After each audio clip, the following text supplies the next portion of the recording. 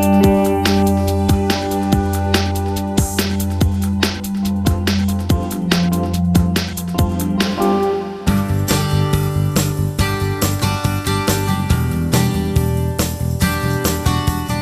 the Pledge of Allegiance.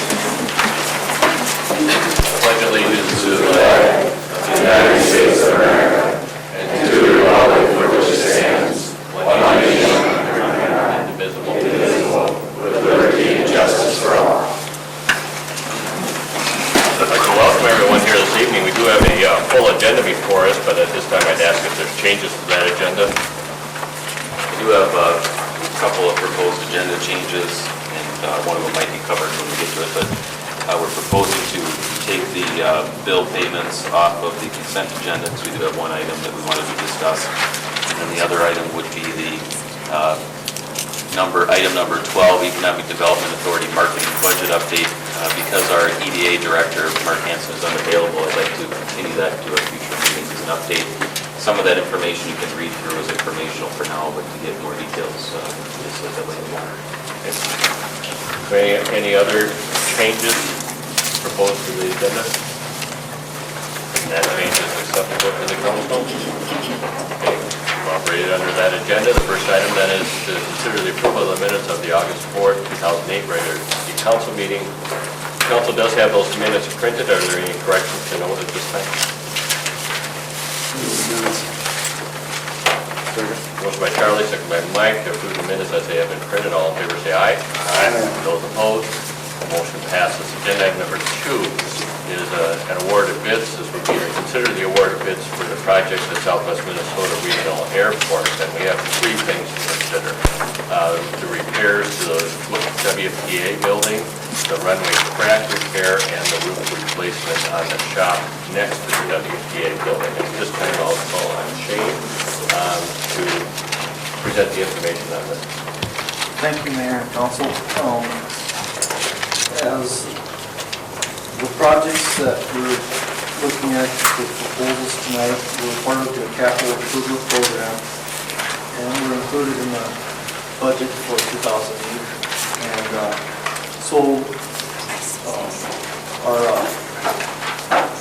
director out at the airport to give us some proposals, and those specs were included in the packet. And then we took bids on all 3 projects on August 12th, and had at least 2 bidders on each project. And the low bidders were U.S. Construction for the WPA building improvements. It was R&H seal coating and asphalt maintenance for the runway crack repair. And then it was the Dicey roofing was a little bidder for the roof replacement on the shop next to the WPA building. I believe all of those came in under budget with the exception of the repairs to the WPA building, but that savings on the other 2 would offset the cost on the WPA buildings. With that, we would recommend that the council consider approval of the bid. Okay, thank you, Shane. Any questions that the council has on the recommendations? If not, I would entertain a motion for the repairs to the WPA building, the runway crack repair, and the roof replacement on the shop next to the WPA building. Second. Motion by Dan, second by Mike. Discussion. Hearing none, all those in favor of the motion say aye. Aye. Those opposed, motion passes. Agenda item number 3 is also an award of bids. This would be on Project Y42, which is the Club 59 improvement project. Actually, we have a number of items to address here. First off is the resolution to declaring the cost to be assessed and ordering the preparation of the proposed assessment. Secondly would be the resolution for the hearing on the proposed assessment. Third would be the resolution declaring the official intent regarding the reimbursement of the expenditures for the proceeds of Patrick F. bonds. And then fourth and finally is the resolution that would accept the bid. Previous 3 items would need to occur prior to the council accepting the bid. So with that, once again, I'll call on Shane. Shane Waterman is the assistant engineer with the city marshal.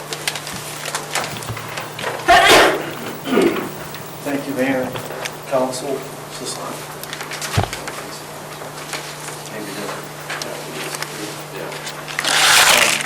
Code 59 addition improvement project is that area that's located along US Highway 59, and this is Canoga Park and Floydville Drive.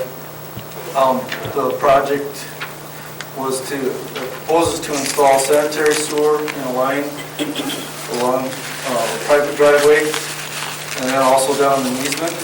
And then we're also planning on putting a water main improvement down through that same easement and continuing the water main from the intersection of Canoga Park Drive down along Floydville to the future extension of Windstar Street.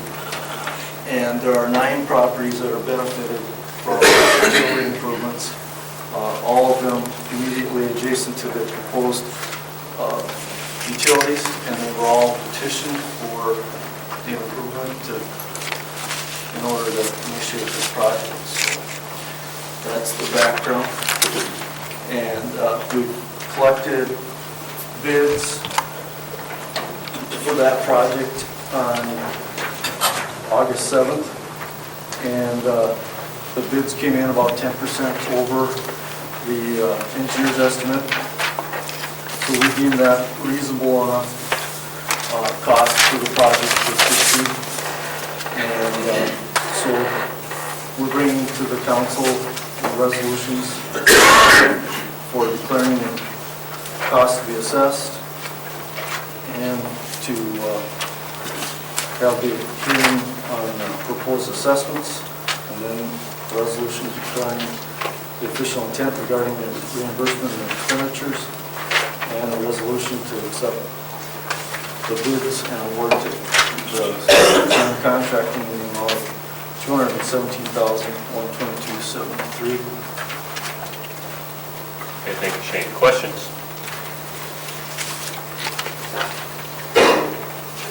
There are no questions, and we will handle these one motion at a time. I would entertain a motion for the resolution declaring the cost to be assessed in order in preparation of the proposed assessment roll. Motion by Mike, second by Charlie. Discussion? If not, all those in favor of the motion say aye. Those opposed, motion passes. Now entertain a motion for the resolution for the hearing on the proposed assessment, and that hearing would be held on August 18th, the next regular vote. September 15th. September 15th, thank you. Second. Motion by Dan, second by Mike. Discussion? Not all in favor say aye. Aye. Those opposed, motion passes. The resolution declaring the official intent regarding the reimbursement of the expenditures. Motion by Mike, seconded by Larry. Discussion? Hearing none, all those in favor of the motion say aye. Aye. Those opposed, motion passes. And then the resolution that would accept the bid to the low bidder, which is GM Contracting, in the amount of $217,122.73. Motion by Dan, second by Mike. Discussion. Hearing none, all those in favor of the motion say aye. Aye. Those opposed, motion passes. Agenda item number 4 is a public hearing. This is a public hearing on the request to move a dwelling into the residential district at 601 Heritage Place. Now, immediately after this, the next agenda item is also a public hearing, and this would be a public hearing on the request to move the dwelling into the residential district at 612 Heritage Place. So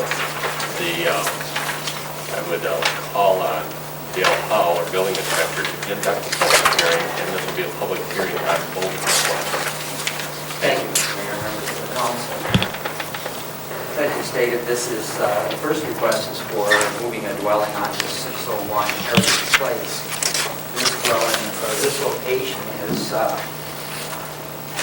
shown on this map. The hatched, this is Heritage Place, the street that runs through North 7th Street. The lots that are hatched are currently occupied. They have dwellings on them. This request would be for 601 at this location, the cul-de-sac.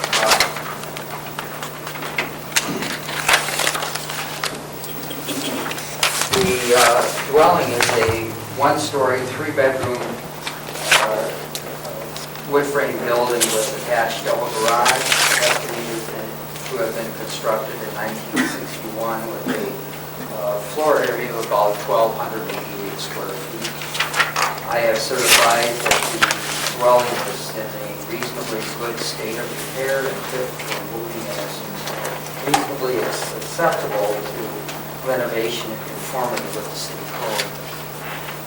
The staff recommendation is to approve the request with conditions that the owner shall obtain all necessary permits, including a moving permit from the Public Works, a building permit, electrical permit from the Department of Labor and Industry. And number 2, that complete all site construction and required revisions of the dwelling in conformance with the city code and obtain a certificate of occupancy within 1 year or within 180 days of move-in. The Schilling family, Ron Schilling, is present in the audience. Also to answer questions that you may have. Okay, thank you, Dale. This is a public hearing. I'll open up for public input. We'll start first with the council. If the council has any questions or points to raise at this point in the public hearing.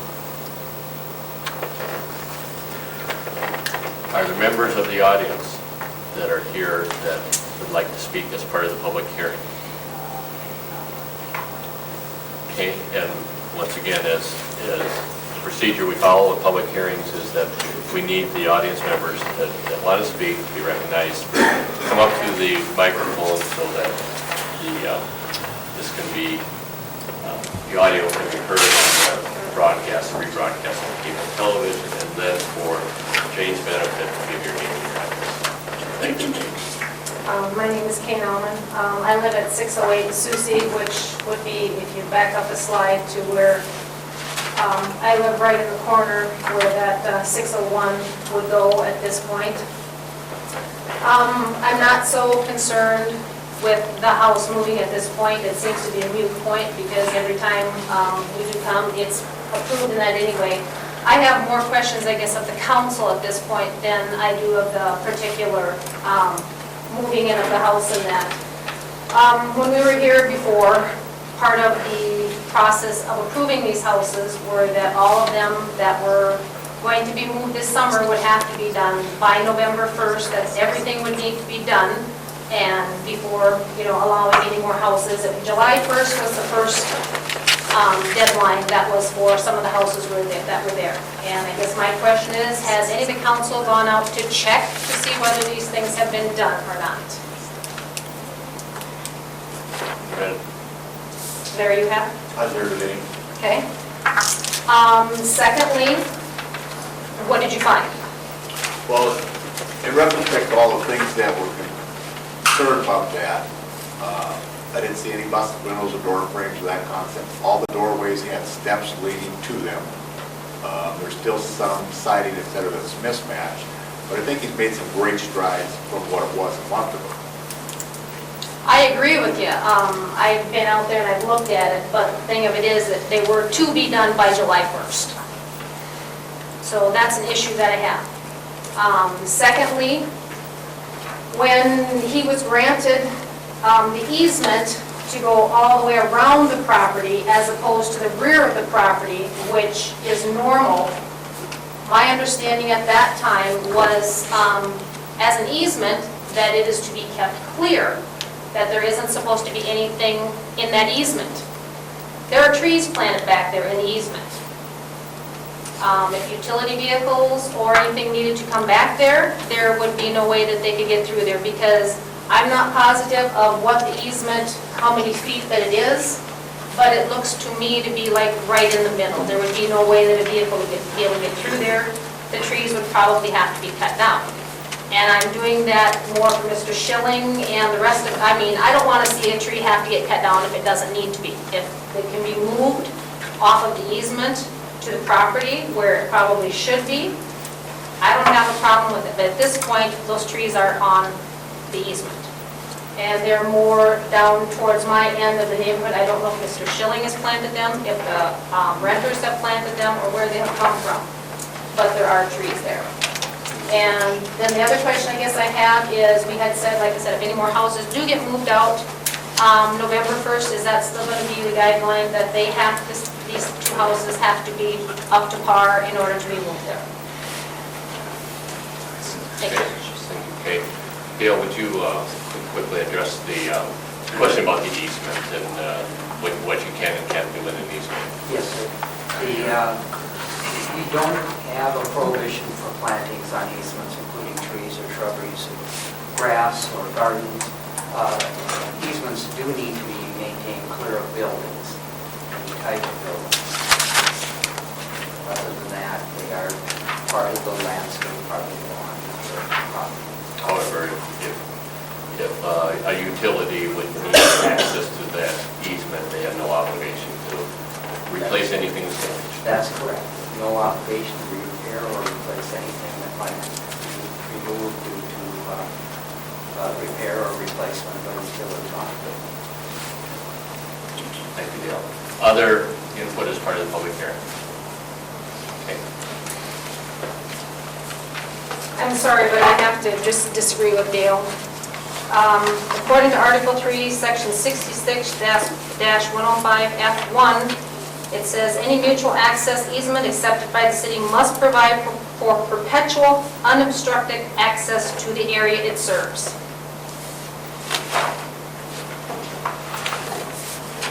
I guess I read that there shouldn't be any trees there. It doesn't necessarily say buildings or anything like that. It says obstructed access. Other input as part of the public hearing?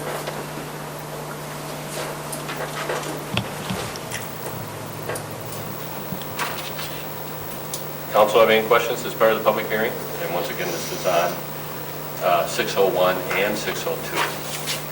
Or 612.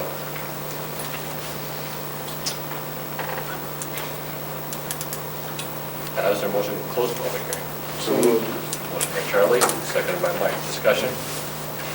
Hearing none, all those in favor of the motion say aye. Aye. Those opposed, motion passes. Now open up for the direction from the council pursuant to the subject of the public hearing on the request to move the dwellings to 601, 6 and 612 Heritage Place. Make a motion that we deny the request until the other three homes are completed. Is there a second to that motion? Is there a second to that motion? I'll second Motion made and seconded to deny the request until the work on the other three homes is completed. it. Certificate of occupancy is given. Pardon me? And a certificate of occupancy is given. Everyone understand the motion? Discussion on that motion? So has the certificate of occupancy been issued to the prior thing? Yep. On those prior things, for the deadline of July 1st, is there a No, deadline we at put all? a deadline in the November motion, 1st. or- Okay, we'll just move it to November 1st? No, it was November 1st for the completion of the three homes that he brought in this summer. This summer, And right? that's the three homes I'm talking about. And I don't believe there's anybody got a certificate of occupancy yet, have they, Dale? Has any of the houses, the three new houses got a certificate of occupancy yet? I would have to check the records to make sure to give you an absolute answer, but the ones that I looked at today are not occupied. But on those homes, you're correct that the November 1st was the deadline. Other discussion on the motion?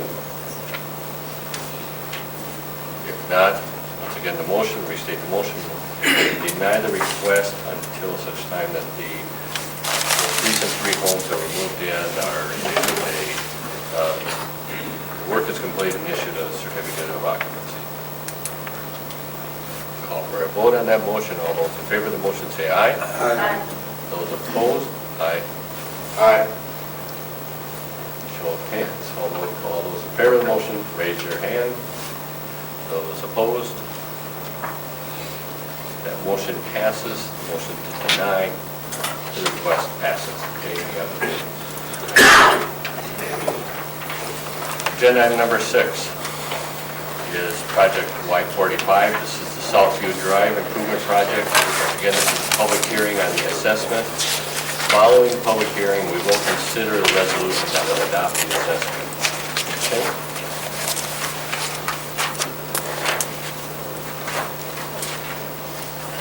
Thank you, Mayor and Council.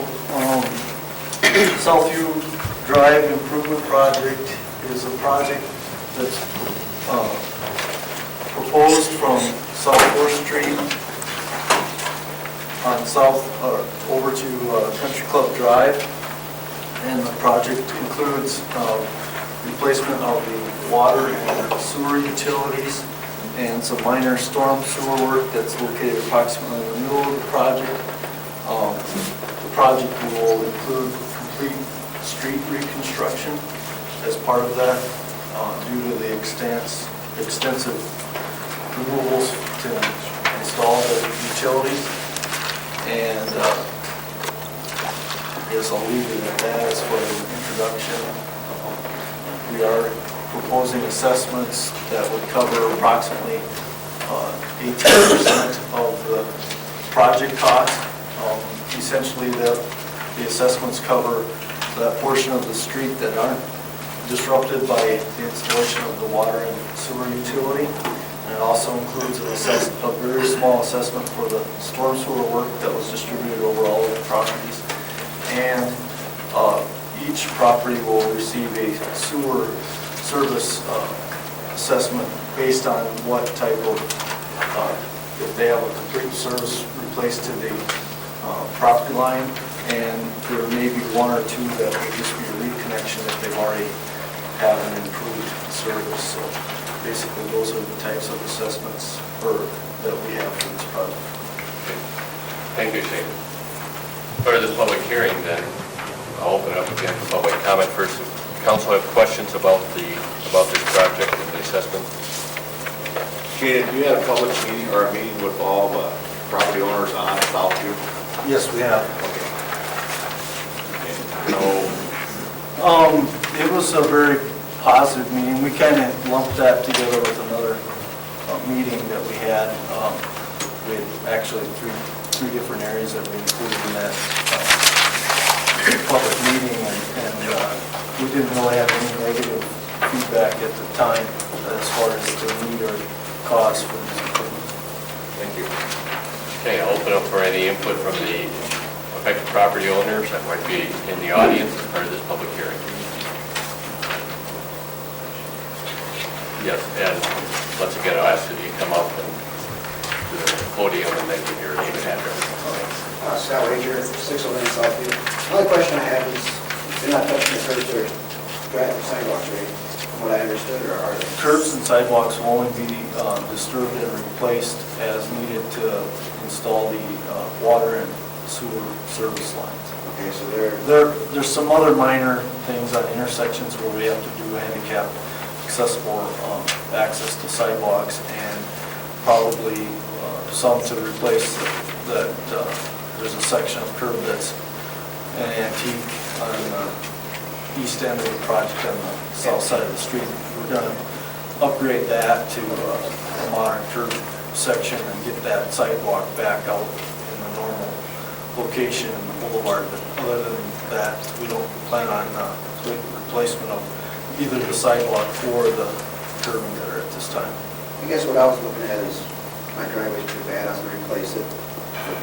Replace at the end. I don't know if you did.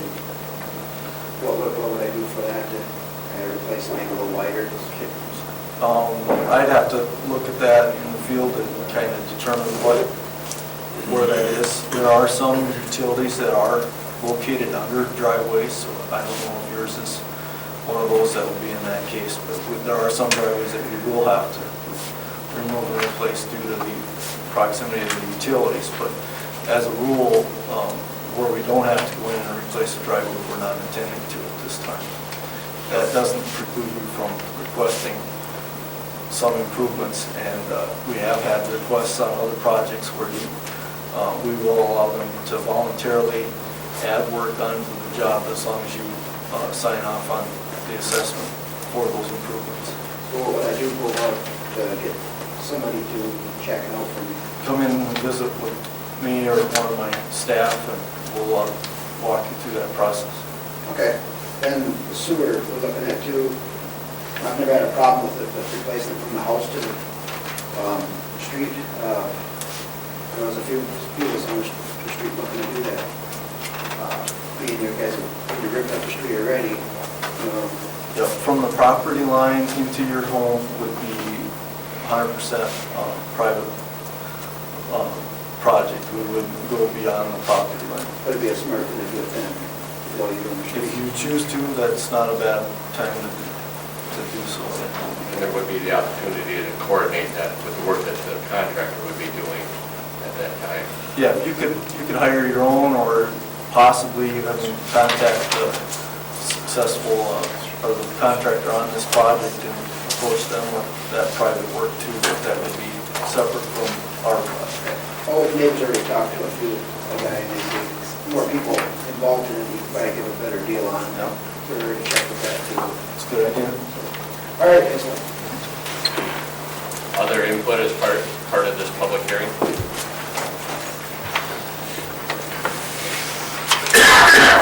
Jim Wahnsky, 506 Southview. I was just wondering if we have any kind of a timeline. At the time they had the hearing before, they weren't positive about a timeline for this.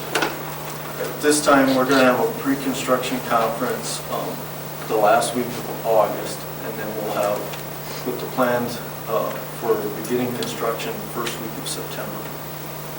And then our intention is to have the work completed enough to have the base lift of asphalt done for the winter. Yeah. I know there are some areas where the curb and gutter is either sunken or raised because of trees. You don't plan on doing anything with those? We will replace those sections that don't drain properly at this time. Thank you. Any other input as part of the public hearing?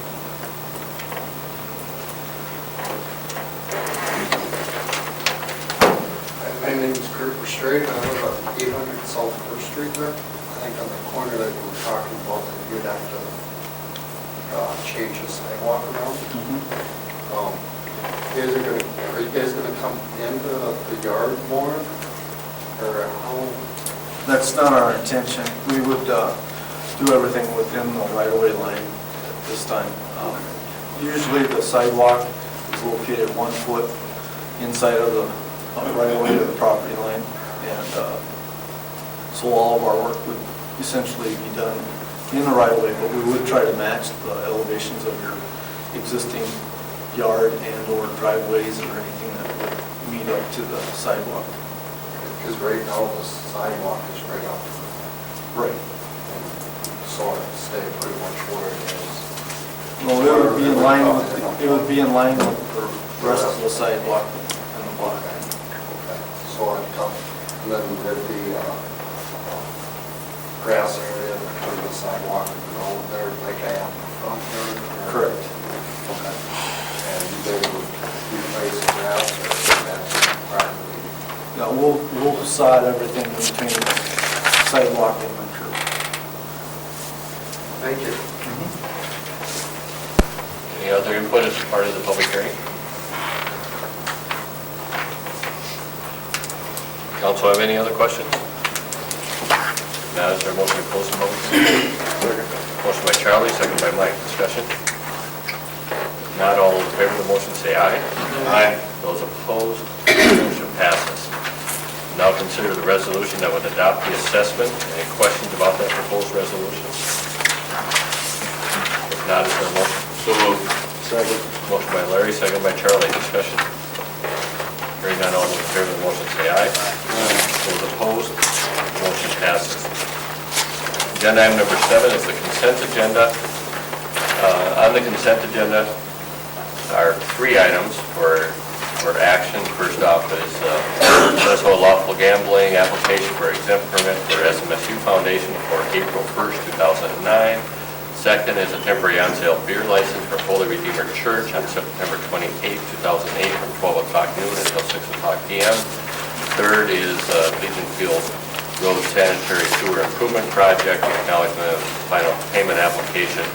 Fourth item, 7D, has been removed from the consent agenda for separate discussion. Also on the consent agenda are building permits that have been previously approved by city staff or there for information purposes. So is there any other item on the consent agenda any member of the council wants removed for purposes of separate discussion? Move the consent agenda. Second. Motion by Charlie, seconded by Mike to approve items 7A, B, and C on the consent agenda. Discussion? Not all in favor of the motion say aye. Aye. Those opposed, motion passes. 7D is the bills and the project payments, and Ben and/or Tom, the reason this was removed is that there's one billing that has been removed. Thank you, Thank you, Your Honor. Members of the City Council, I would like to remove the, on page 8 of the bills, it would be vendor number 4220, Webtonics, payment from the Economic Development Authority for check number 061922 in the amount of $15,850.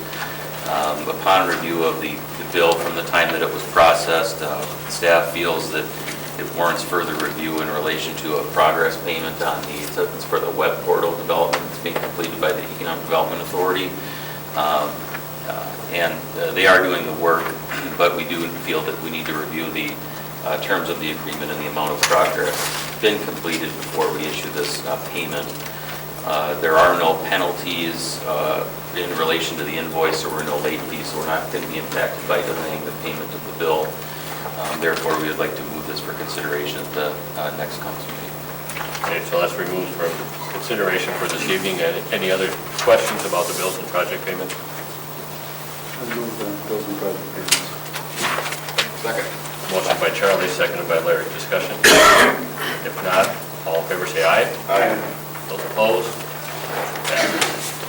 Agenda item number 8, first item of new business, is to be considered the request of Hornhoff Concrete of Marshall for a conditional use permit for an antenna tower location at 708 West College Drive. This was considered by the Planning Commission at their most recent meeting, and the Planning Commission has recommended its approval, and that recommendation was unanimous of the members of the Planning Commission. Gail, do you have any additional details you want to share at this time? Only that there is a fourth item that on the action recommendation, that would be documentation of approval from the FAA before the permit is issued. I can go through the summary if you like. Yes. Okay. This request came before the Marshall Planning Commission on their July meeting, and at that time, the request was to locate an antenna tower site within an R3 district, which is a buffer behind, which I believe to be a buffer behind the dwellings that are located on Legion Field Road. This is College Drive, West College Drive. This is Legion Field Road. There are dwellings along Legion Field Road, and then it moves into some construction office building area. Then there's behind the R1 area with the dwellings is a strip of R3 land that during the rezoning process of the entire city, my recollection is that it was placed as a buffer to keep the industrial districts from the residential districts. So the Board of Concrete asked to have a rezone of this 100 by 100 foot strip or piece of land, and the commission denied that request and asked that the applicant then asked if they could go back and reconsider the request, and have now come back with a request for a conditional use permit for a 100 by 100 piece of land within an I-1 limited industrial district. Additional use permits are permitted in the I-1 district for antenna towers. This request is for a 100 and 130-foot tower to be located in the industrial area of Bourne-Up Concrete at 708 West College Drive. The Planning Commission recommended approval of the request as stated in the action recommendation. Approval with the condition that the tower be located on the proposed parcel described on the certificate of survey by Bolton and Inc., dated July 29. The tower site be constructed as shown in the ERM drawings prepared by Raymaker and Associates, dated July 29. The permit will expire on August 18, 2009, if construction of the tower has not been commenced. And the fourth recommendation was documentation of approval from the FAA. The neighbors that spoke were concerned about if there was going to be lighting on the tower, and we understood from the applicant that it was doubtful, but they had not received approval from the FAA at this point. Todd Rolfe from Altel Communications is in the audience. Should you have any questions from him? Are there any questions that I need? Thank you, Dale. Questions for Dale? Charlie? Dale, I got a question. When we talked before about towers, and there was the flight path, and as you went out towards Highway 20, you couldn't have such a high tower, or just, the distance, the tower was controlled by that. This is not in the flight path. I am not sure which. I have not researched that because the FAA has to certify that the height, that where it is located within the clear zone. They will need to certify that, so I personally have not looked at that. So that certification, that's all checked out by FAA? Yes. Before that. The other location, I understand, the owner did have certification on that particular location. Mr. Rolfe might be able to give you a better answer on that, but that's one of the reasons why we wanted to put a condition on that it not be approved with all the certification of the FAA. Okay. Other questions council has? No, thank you, Dale. What are the wishes of the council? I would approval of the conditional use permit for the tower in I-1 district because it meets the conditions of requirements for that.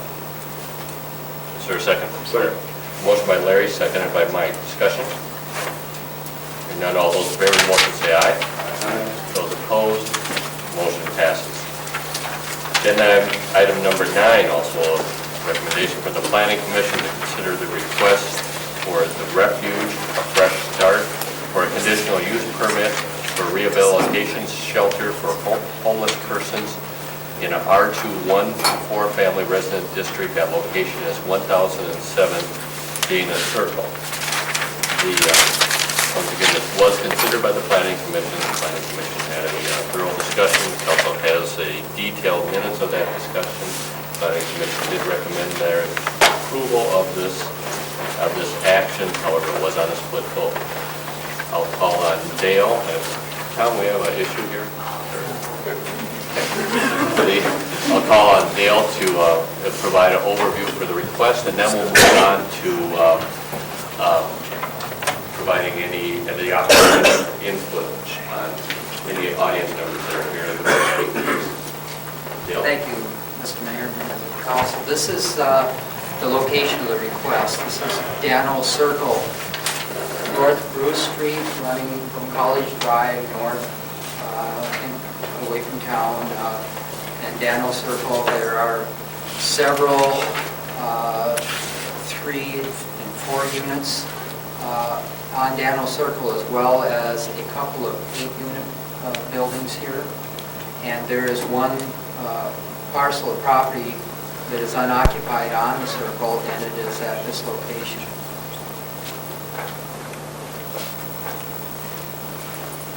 The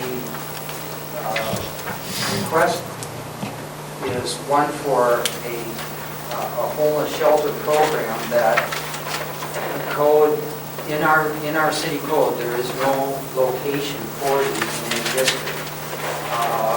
So it was, in R2 district, there is a line that says that any use is similar to any of the permitted uses in the district may be considered for a conditional use permit. In looking at that, the permitted uses has a line of permitted, residential facilities. And when I looked at the zoning code and the definition of residential facility that you'll find on page 8, the definition reads that it includes facilities that are licensed by public Commissioner of Public Welfare, public or private, that provide lodging and food, and education, supervision, habilitation, rehabilitation, and others.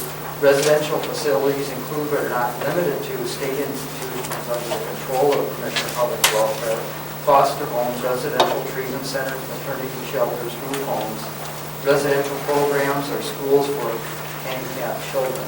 And this definition is statutory. It's mandated by the state that we include this residential facilities in our code. The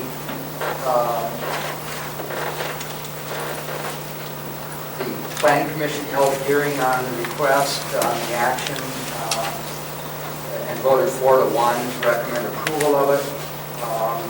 The request had conditions that the number of persons sheltered must not exceed 16 at any time. The exterior appearance shall be residential in appearance and compatible with adjacent properties. 4 off-street parking spaces be provided and maintained. No exterior signage. Construction of the building shall commence by August 18, 2009, or the permit becomes void. There were several members of the community of the neighborhood that offered information in the hearing, and several of them are in the audience this evening.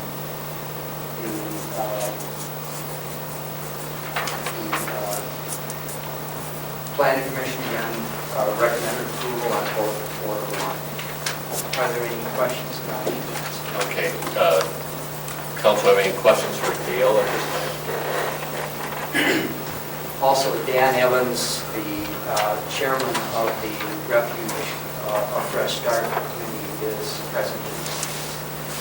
Dale, just a quick one. Why only 4 off-street parking spots for 216 people with however many staff members?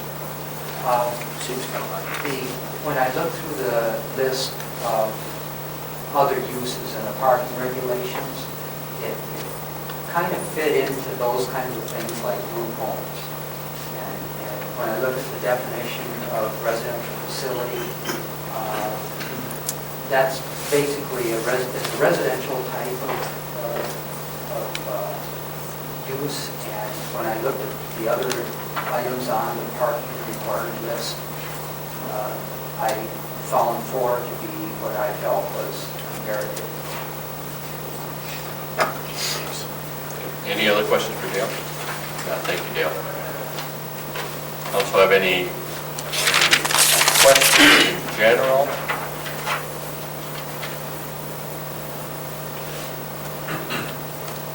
Any member of the audience who should speak at this time, recognizing this is not a public hearing. However, I recognize that there's public interest in this, and I'll just hand first. We'll go to you then.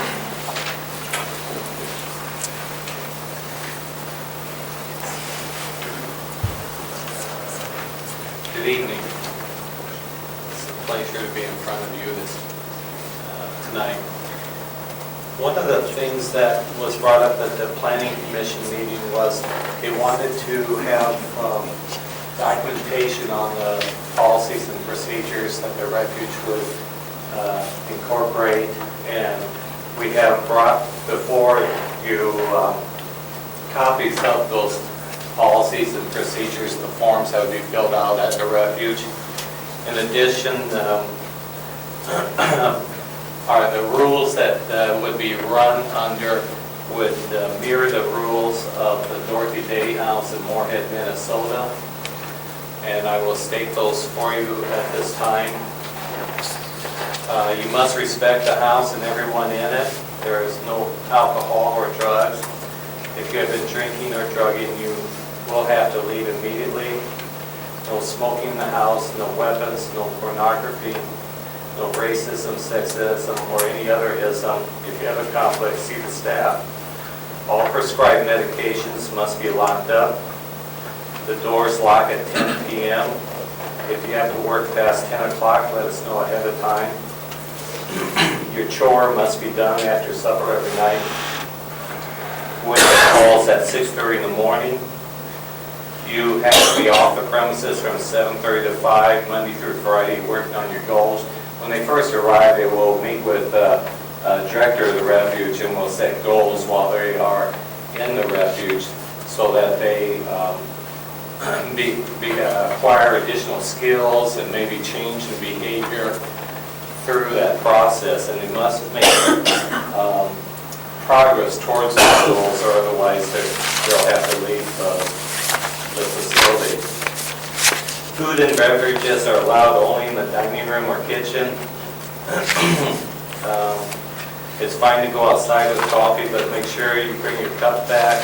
No eating or drinking except water after 10 p.m. every night. I should point out also is that they would only be allowed to go outside in the backyard. We don't allow any loitering in front of the facility. Always pick up after yourself, make your bed, keep your area clean, take your dishes to the sink, etc. There's a mandatory house meeting every Sunday at 7 p.m. Let us know if you can't make it, otherwise you'll lose your bed. When you leave, take your stuff with you. We will not store anything. If you are at middle show, you will have until 5 p.m. the next day to make arrangements to pick up your belongings. We serve the right to search your belongings if we suspect illegal activity of any kind. We reserve the right to refuse service to anyone at any time.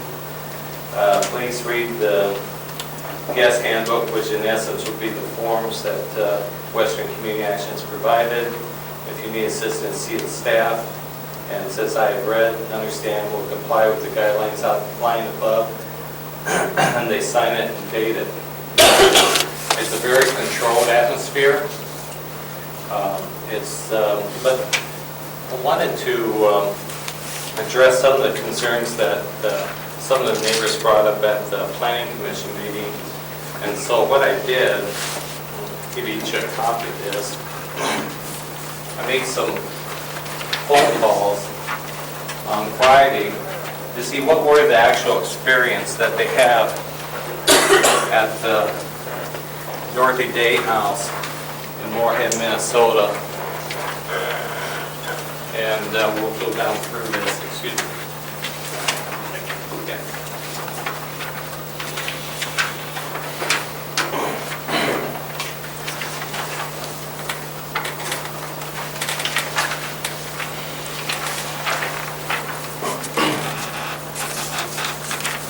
The Dorothy Day House is a homeless shelter that houses up to 10 men and has been operating in this nice residential neighborhood for 25 years. I've been there, I've been through it, I've talked to the staff on a number of issues. I tried to bring up every possible situation, and they have great answers. It's located 1 block from Concordia College. Most of the houses in the neighborhood are rental property. The Refuge at Fresh Start will use the same rules and procedures that the Dorothy Day House uses. The following statements were made on Friday, August 15, 2008. I called Andrea Olson, director of the Dorothy Day House in Moorhead, Minnesota, who stated, over the last 3 years, there have been 10 police calls. One was for a bat flying inside the house. The other 9 police calls were for residents that violated their rules, primarily alcohol and drug abuse. Whenever there's a rule violation, such as alcohol or drugs, the police are called to take them down to the detox unit. There have been no violence, harassment, or any type of criminal conduct situations. Remarkable record over a 3-year period. There have been no issues with the neighbors. One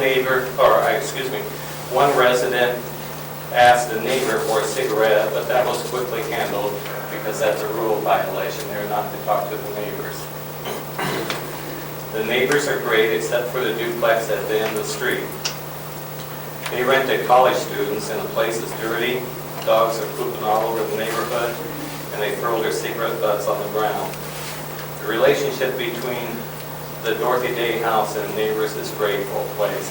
And I believe she meant, or I took it that she intended to say that all the neighbors except for maybe that duplex in which they don't take care of their grounds around their place. She stated that the police chief in Moorhead stated that there had been fewer problems since the Dorothy Day house opened. I asked Andrea what types of problems was the police chief referring to. Andrea explained that you don't have guys roaming the downtown streets at night bothering other people, especially if alcohol is involved. The police department has a community outreach program. They just visit and have coffee. We have a very good relationship with our police department. They also help us on our fundraisers. She went on to state that Concordia College supports the Dorothy Day House. They conduct food drives for us. The French Club came over and served French meals. They had me speak to their classes about homelessness. Well, then I wanted to check out, okay, I've heard her side of it. Let's talk to the police department and see how they feel. So I called the Moorhead Police Department to verify the information. I talked with Officer Josh, and he stated that we have not had a bad experience with the Dorothy Day House. It's pretty good. It's definitely an asset to the community, definitely. So then I asked Pat Letterman, who's you may know as the owner-broker of Credential Elite Realty here in Marshall, to call real estate people in Moorhead, Minnesota, and ask them if the Dorothy Day House has had any impact on renting in that neighborhood or in property values. Pat talked with the Moorhead, Minnesota city assessor, who stated there has been no problems in renting and the property values have not been impacted by the Dorothy Day House. Pat then called a real estate broker in Moorhead, Minnesota.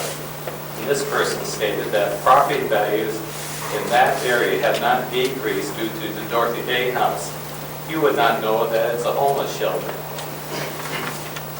So these were many of the issues that the neighbors brought up at the planning commission meeting, and I wanted to address them. Let's see. We have, as stated at the planning commission meeting, we've had extensive search of suitable sites for locating this facility. We looked at many larger homes. Involved Sandy McKittrick from Wilson O'Brien, Sandy was from, I can't remember that name, she runs, but anyway, we looked at a number of places, and we also have a task force at our board that was looking, handling this situation of looking at suitable locations for the facility, and they recommended to build rather than buying a used place, because once you weight bound at least, that if you buy an existing facility, you have the cost of that, plus you have the cost of renovation, and it's actually at or more expensive than just if you build it the way that you need to have in the first place. So we started looking at lots. We looked at many lots in the area. Prudential helped us. The Cars, James Carr, Bob Carr, drove us around, looked at different lots. Bob Dolan, we looked at some of his places. There's a contractor, has some lots in North Marshall, his name escapes me right now. But, so we looked at many, many places, and this was the best location that we could find. And so that's where we're at today. Questions? I have a quick question. You're saying you looked at several lots, and this is the best location that you could find, the reasons being what? One is that we have in our budget $25,000 for the purchase of a lot. And so if lots were, there was one that we looked at was $130,000, I don't think we can afford that. And we had looked at some land over by Project Turnabout, but that was 4.5 acres. We don't need that much. And that was $160,000, and we couldn't afford that. We had looked at, I don't know, many, many others as well. But we felt also in this neighborhood, in that it has multiple family units already, apartment houses, I think it would be a good fit. Okay, thank you. Charlie, you had a question? You got two of them, actually. The first question there, how many people you plan on having in the house? We have drawings for a maximum of 9. 9 people? Yes. And they're all male or male and female? Or? What we have initially drawn up is we'd have 7 that would be on one side of the facility for male and 2 on the other side for females. And of course, if there are no females staying at that time, if there are 8 people, then we probably would put one over, on the other side of the room.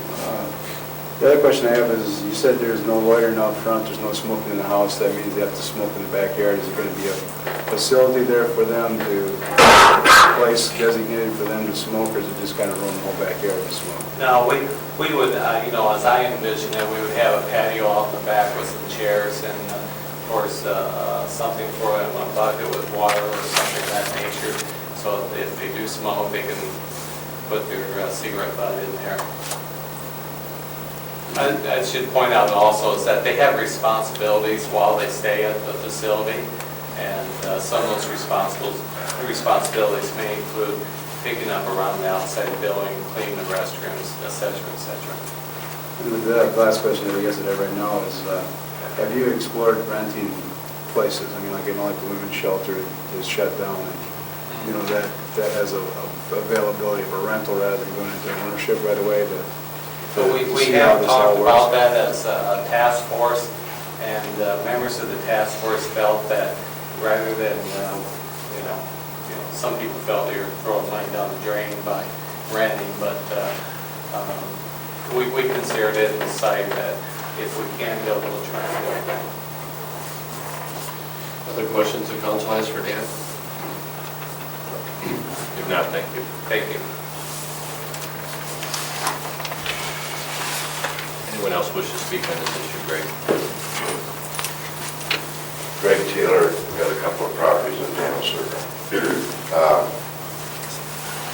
It is known to R2, which is 1 to 4 units, and 1 to 4 units, I don't have the definition in front of me, but I think it says 1 to 4 family units, and they require 2 parking spots per family unit. And it doesn't say how many people you have to rent to, but if you're 2 in the family or 5 in the family, whatever, you still have to have 2 parking spots. If they're going to have 8, and I thought I heard Dale say up to 16, I might have misunderstood, but I thought I heard that. I think we need a lot more parking spots than 4. They're all going to be parking on the street.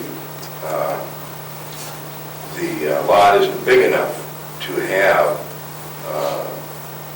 all those parking spots to meet the requirement on R2, 1 through 4. And if they've got 10 people, it isn't R2. And 2 times 8 is 16 parking spots plus staff. And if they build this building, and is set up for these rooms rather than apartments, how is it going to be converted to, back to our, say, a threeplex? That's what it's actually set up for, size-wise. I set it up. And I don't think the square footage is there for anything more to meet your parking requirement. And if you drive by Daniel Circle, and there's probably several people here that live in the street. The street's pretty full. And we don't need 10 more cars out in the street. And I don't know if they get here by foot or I'm sure they aren't on the train. And they got to have cars. So 4 parking spots isn't going to be enough. Thank you. Okay. We'll hold some of those questions until a lot of the other issues are aired, so. Okay. We'll keep that. Yes? Pam Russell, I'm on the board of directors for the refuge. And in response to that, most of these poor homeless do not own cars. They can afford to have cars and transportation. I also work at the Industry Council. I'm partnered with the Workforce Center.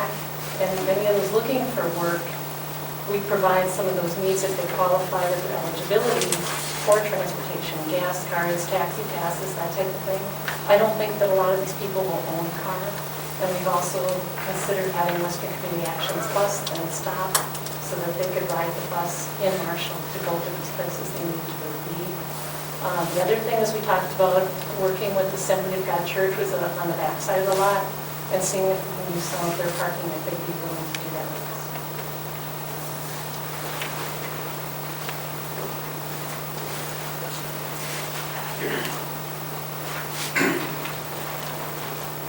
Hi, I'm Chuck Michelson, and my wife and I own a rental property on Dano Circle. And thank you, Mayor and council members, to give me an opportunity to talk about this. As we talk to our renters, they've said that, currently that if they would have known that a homeless shelter was coming in there, they wouldn't have rented in that area. And 2 of them have both said this, the third one's moving out, so they really didn't care.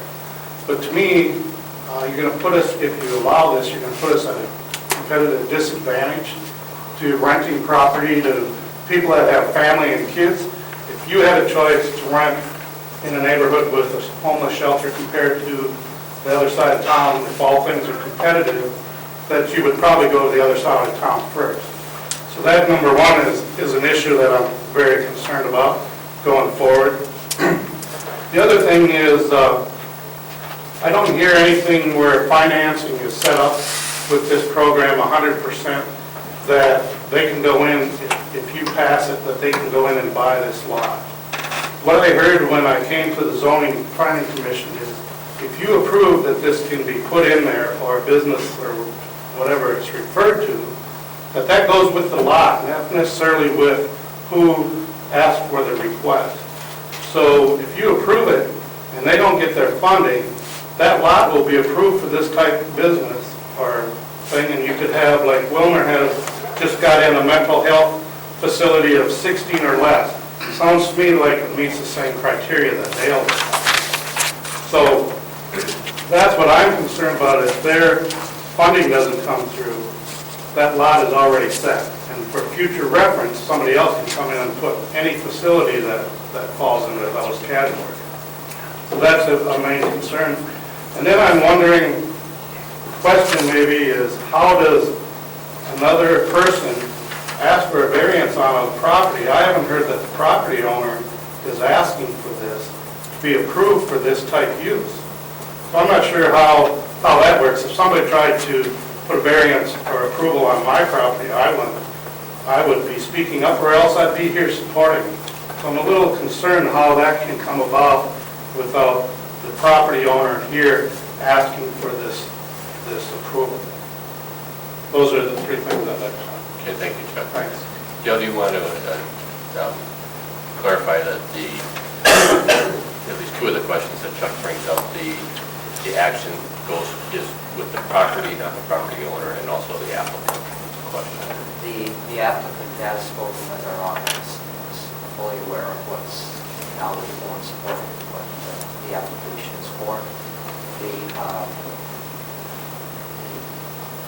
conditional use permit does run with the property, it does not run with an owner. So once that conditional use is in, or the permit is in place, if the property is sold, it can be used for that same use. That is subject to maintaining all the conditions that are listed on the application, or on the permit. So they would have to follow the same rules as the applicant. Okay, thanks, Dale, for that clarification. And maybe, Mayor, I can address that third question that Mr. Michelson had, right? Right now, the reason that this group is before the city council is because they're requesting a conditional use permit because their permitted use or what they want to do with the property is not listed. If, however, they were a facility that's licensed by the state of Minnesota, they could go and buy that lot and put that facility there without coming before the planning commission, without coming before the council, because they would have a permitted use if it's regulated by the Commissioner of Public Welfare. So a facility of up to 16 people could go in that location if it's regulated by the state of Minnesota without even coming here. So it would be less restrictive, and it could go in that facility without even a conditional use permit request or without becoming before the planning commission or the council. So the only reason, if this facility was regulated by the Department of Public Service or Human Services, they wouldn't even be here. They would be constructing that right now without getting permission from any land, without permission from the other property owners. Okay. Other input? Just one last comment on the financing, since accounting is what I do, that's what I like, I'm doing for the refuge, is taking care of the accounting books. And after last week's U.S. Bank Spaghetti fundraiser, which we the recipient of, we have just under $100,000 in the bank account. Excuse me, Yes. most of us can't hear anything that's being said out here. Is there some microphone that we can turn on? I'll I try didn't to hear everything you repeat. said. Yeah, we apologize for the sound system. Her point was she takes care of the financing, and you have $100,000 approximately now, yes. Okay. The other questions, other input as part of the public hearing? Council have other questions? I would entertain a motion. Mr. Mayor, I sat in on the planning and zoning meeting last Wednesday night, and also sitting in on this meeting. If you look at the area that this is proposed to go into, and I find that, I think it's compatible because it is in an R2 district. I don't know that I can accept that it's going to change values of the property that are there. If this is run correctly, I think it would be a positive influence on that area. So considering those things, I'm going to make a motion that we grant the conditional use permit with the restrictions that are listed on page 9-1.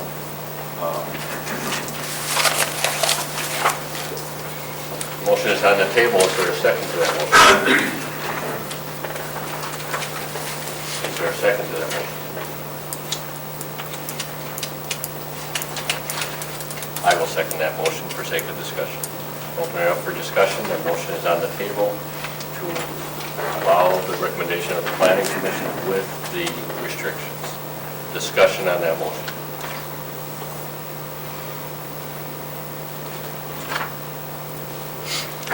Hearing none, call for a vote on the motion. All those in favor of the motion say aye. Aye. Those opposed. Aye. Those who vote division of the House, show of hands. All those in favor of the motion, raise your right hand. Those opposed. The request is denied. This time I'm going to call for a 5-minute recess.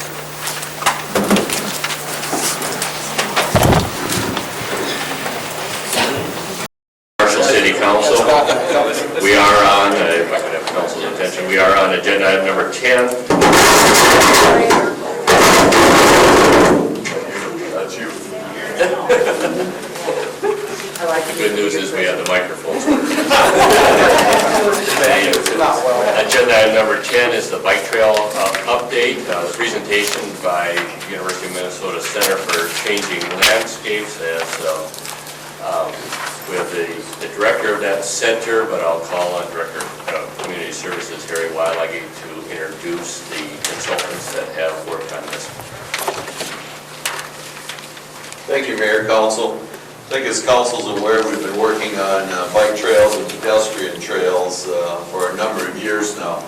And obviously, there's been a few committees, Safety Committee, Healthy Choices Committee that have been very interested in the city adopting and developing a comprehensive plan for pedestrian and bike trails in our community. And even more recently, it's becoming transportation of choice as well with high gasoline prices.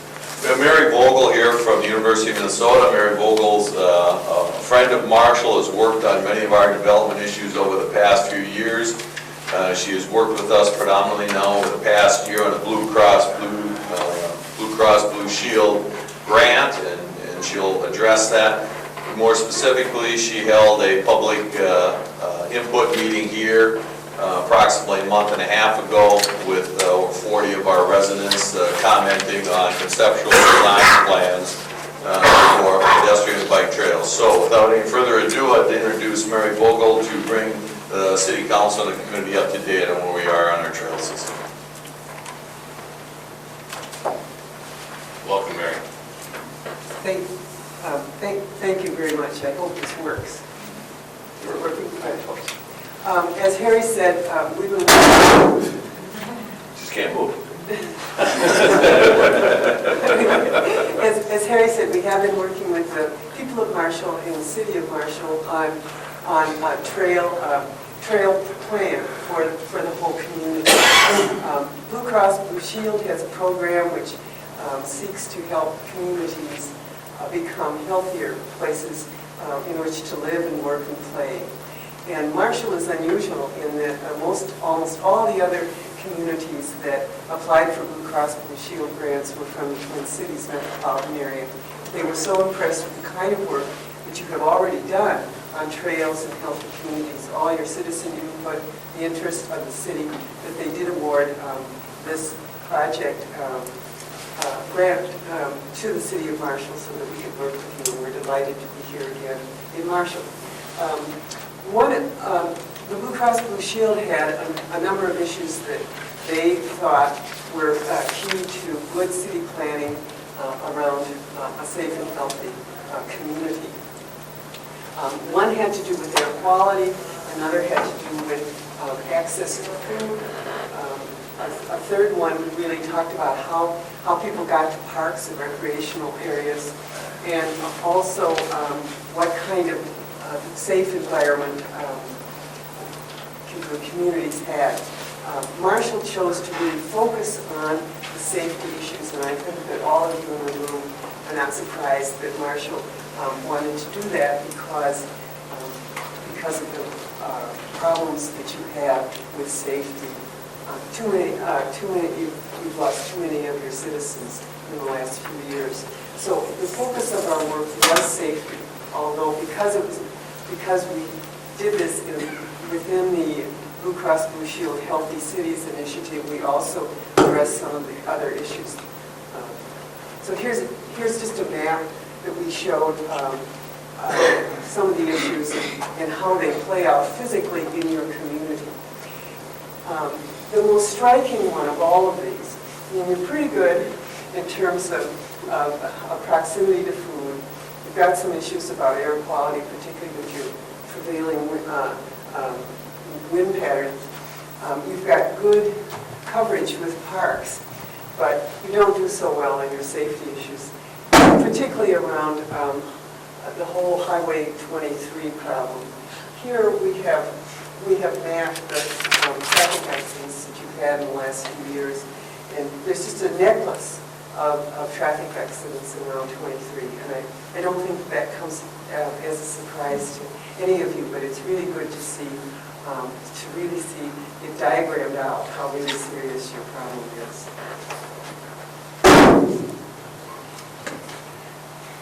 As Harry mentioned, we had a series of meetings with some folks, and then had a public meeting a few months ago and presented 4 conceptual plans as to how we could create a trail network within the city, which would become not only a recreational amenity for the community that would improve the livability of the city, but also a safe transportation network.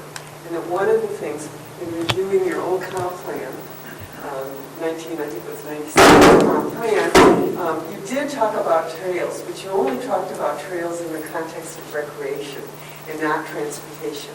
And I think now, as we've become much more interested in having healthy lifestyles, and as gasoline, the cost of gasoline has escalated, I think there's much more realization that we could do more walking and biking and less car driving in our communities.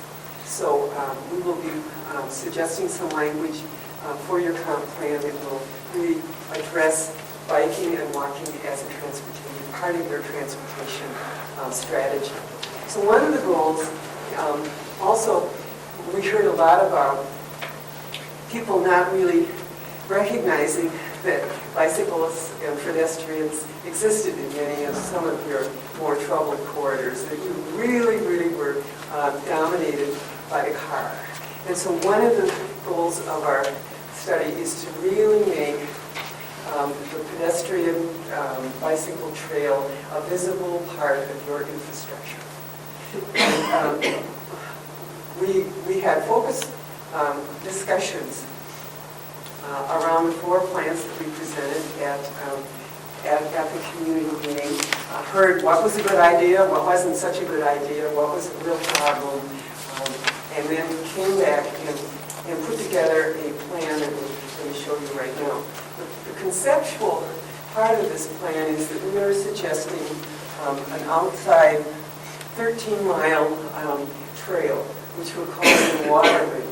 And we're calling it the water ring because many of these trails incorporate already existing. One of the drawings I didn't show you was that one of the things that when we did our analysis, you had a lot of segments of sidewalks, segments of trails, but you didn't have a system. You didn't have a system that connected a lot of the destinations that people want to get to. You have a fine park, lots of fine parks, but you don't have a system to get to them. You have fine segments of bike trails, but they don't really pull all together the many places that people want to go to in Marshall. So the first thing we did was look at some of the trails that you had around you, the diversion channel, and some of the other segments that felt that it was important to create a large recreational ring. We're calling it the water ring because so much of it either follows the river or follows the diversion channels. We're also suggesting that a parkway be created that does restore some of the prairie pothole lake-type parts of water along it, which so that even though this isn't a place where there are some drainage ditches, it follows the drainage ditches here, we still have the theme of water, and we still create a system that is interesting to use and that also helps heal the environment, because this is a very highly engineered environment, as you all know. There are lots and lots of water engineering in order to keep Marshall dry. And so we really wanted to sort of celebrate that. That's part of your identity as a community. The other thing that we really wanted to do, Harry pointed out that you still have your downtown plan hanging on the wall, and you're still working on it, and that you have a real commitment to having a vital downtown. And I think we really applaud you in that. We think that vital downtowns are really important for small communities. It creates the kind of face-to-face contact that make living in a small community really valuable. And so we have what we call the downtown ring, a ring that really sort of connects all the things that exist now that are amenities in some of the amenities like the Arts Center and others that are in your future. So the other thing that we heard was that we really wanted, one of our schemes that we asked people about, we called our neighborhood route scheme. And the access to and from the neighborhoods was really important. And so we created a number of neighborhood spokes so that the neighborhood spokes make the trails accessible to the folks that live in the neighborhood. They can either go downtown or they can do the water recreational wing. The water recreational wing also serves some other purposes. The new parkway that we're suggesting will provide an opportunity for the kids and the grown-ups who live in the new residential areas that you plan to expand in the future, a safe way to get to the high school, to get to the college. So here's the plan, and this is what it looks like. It's really hard to, it's really hard to look at this from a distance, I understand, but here's the downtown loop, here's how the water loop works, here's how the new parkway comes up and goes across and provides access to Marshall School. And how it takes advantage of some of the interesting water features, like we're suggesting an enhancement of the diversion park that you have, what we're calling the Grand Diversion Park here, and some of the other facilities along the way. Here's just a close-up of one of the issues that we also thought was very important was we wanted to make sure that the amenity of the Redwood River was really an integral part of the downtown loop. So here's a close-up of the downtown loop and how it takes advantage of the number of the things that you have already in place and enhancing your downtown and just pushes it further. Now, here I didn't mention this, but this is a plan that we would see being implemented over a long period of time. We're not saying that this is a tomorrow plan, but we think that we know that Marshall is a dynamic community. You have lots of projects that are going on, and that we think that you can add to this incrementally over time. And if you know where you're going, you'll just get there. And if you don't know where you're going, you'll just have a segmented system and not a real system that works. Another issue that we really thought was very important was that Southwest State seems to be not maximized as a real asset to the community because it's so far out on the edge of the community. We thought it was really important to create a strong connection, particularly with the new enhancements with the entertainment center and also that people could bike or walk to that, that the students could come downtown, people that work in the college could go to work without walking. So we have created a trail system along Birch Street that also extends over. The high school is here. We have another drawing that shows the connection to the high school, but your large high school out on the edge of town really needs to be also connected more effectively to the community, and it would be connected with the new parkway that we're suggesting, and also an underpass under 23. So the new high school is right here. It's not drawn on this close-up. We also have an alternative trail that goes through the nature center at the college to take advantage of that amenity. And then lastly, I know that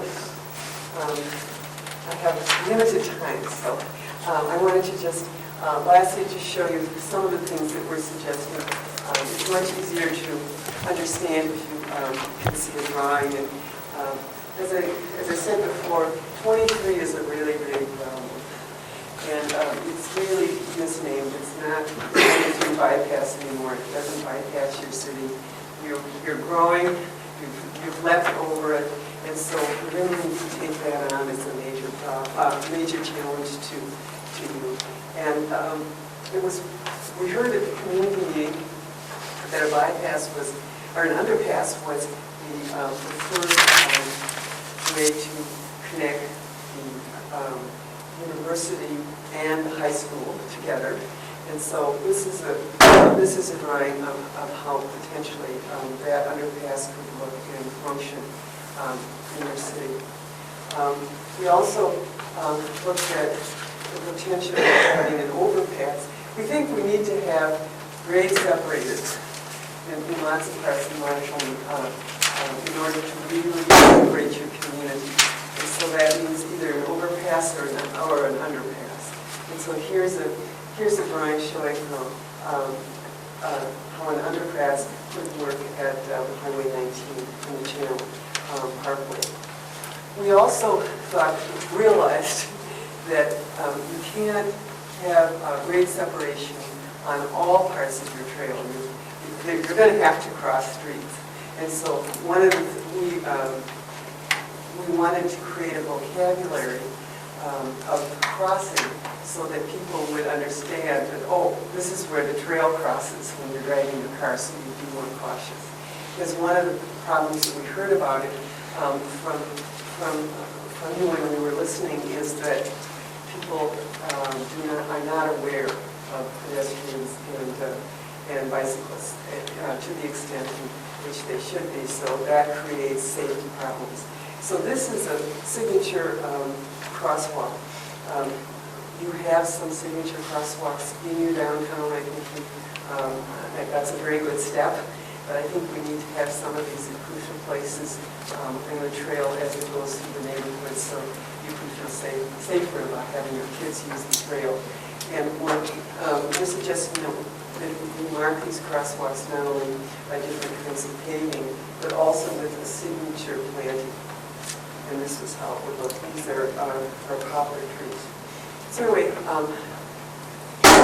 did I do it here? Are we ready for questions?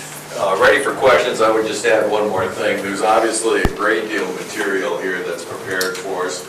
Marshall Community Service Board will review that in length, and then as we bring that information forward, there's a DVD for our citizens to look that we'll put on the city's main website, so all the detail and the follow-up information that will go with the comprehensive plan will be on that information as well. So there's just way too much of that stuff to go through for your limited time tonight. But now we can welcome questions.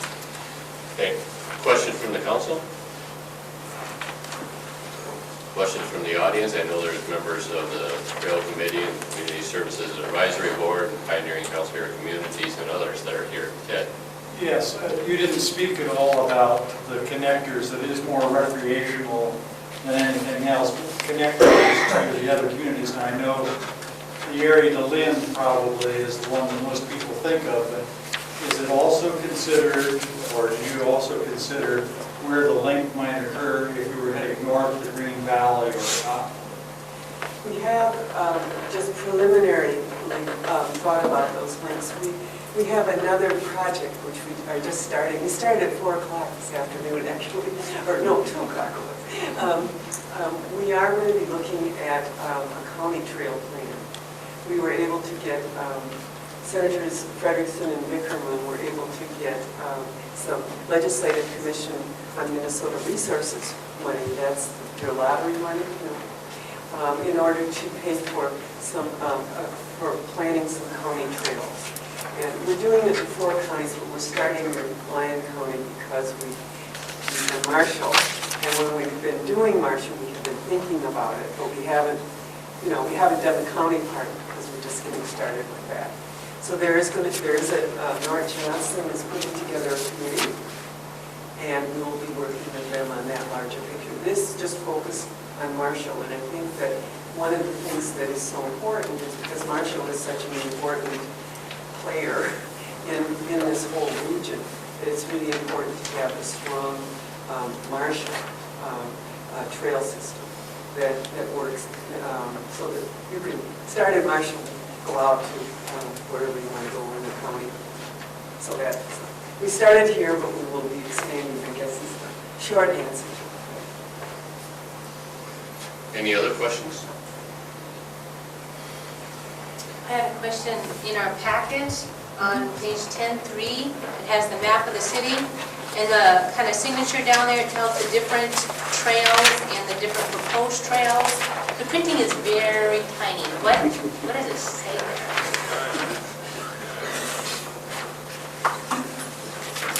I think this is. Well, no, No, she's talking about this one. Oh, the city We map. have two maps. We made a mistake, we didn't bring a copy of that one. What we wanted you to see was, what we did was we looked at where these sidewalks were, where the trails were, the existing ones.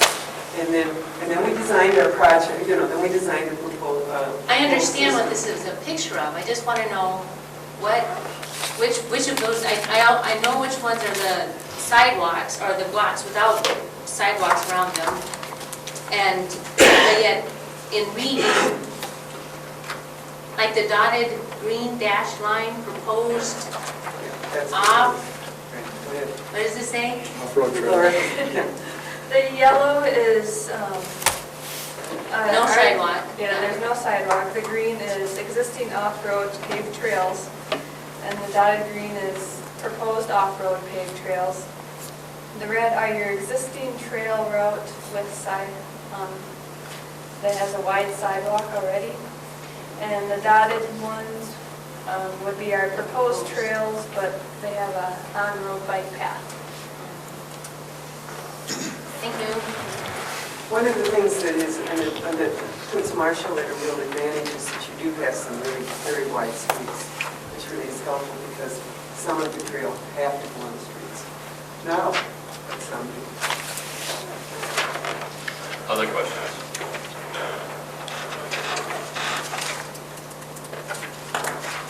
Now, thank you. The next step on this is, Terry, you had explained is that it will be further public review, and that the intent is that this will be an amendment to our comprehensive plan. That's correct, Mayor. We have a contract with Blue Cross Blue Shield to bring this to conclusion in October 31st.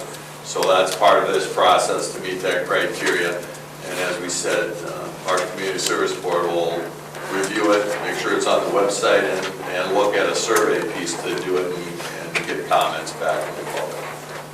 Very good. Any other questions?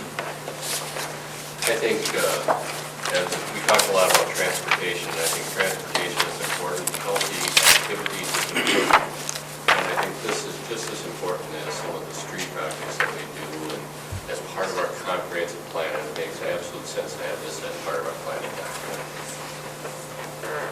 Very good, thank you. Agenda item number 11 is our library annual report. Director of our library, Wendy Webb.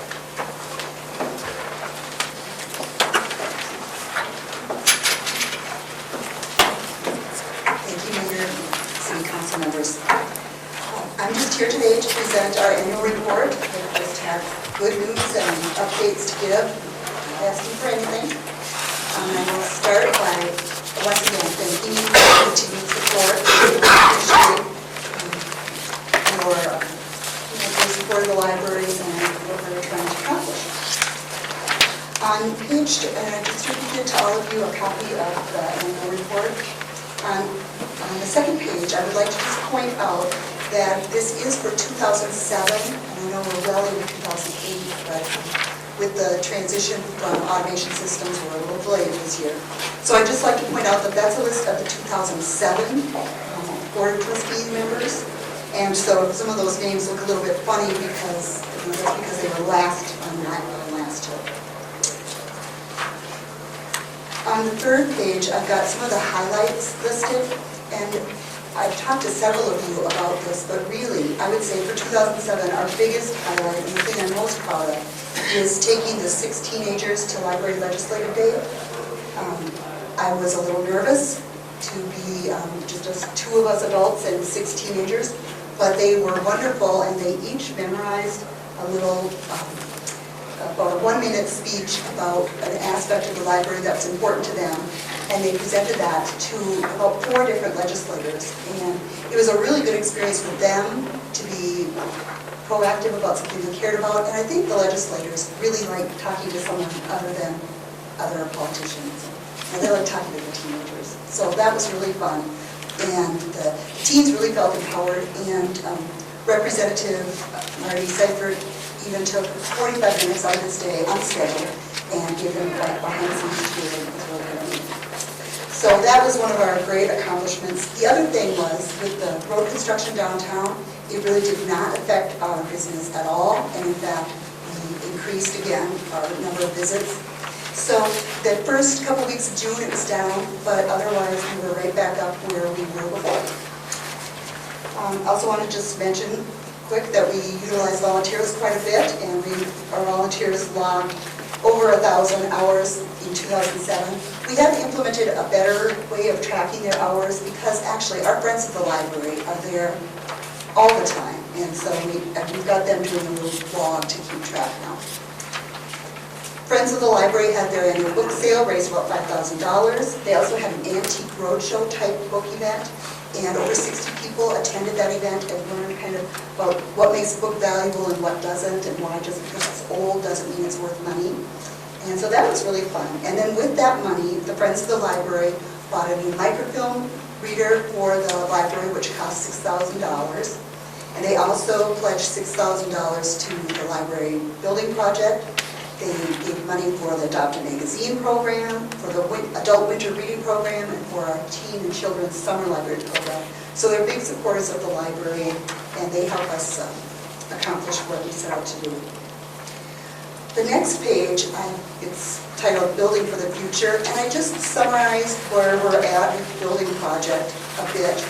And the thing I wanted to highlight on this page, because you can read it yourself, but we did do the Library Foundation did contract with Southwest Marketing Advisory Center to do a survey of Lyon County residents to determine how they felt about the new library project.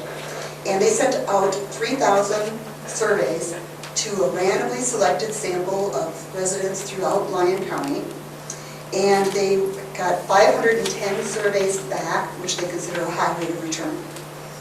And of those surveys, 29% that were returned, 29% came from residents outside of the city of Marshall, and 68% of all the respondents visit the current library, and 69% of those visitors report coming at least once or twice a month. 3% visit us more than twice a week. And nearly everyone agreed that the current library has inadequate parking, and only 23% disagreed or strongly disagreed that we need a new library. And then they listed some things that they were interested in. I have some quotes from some of the people.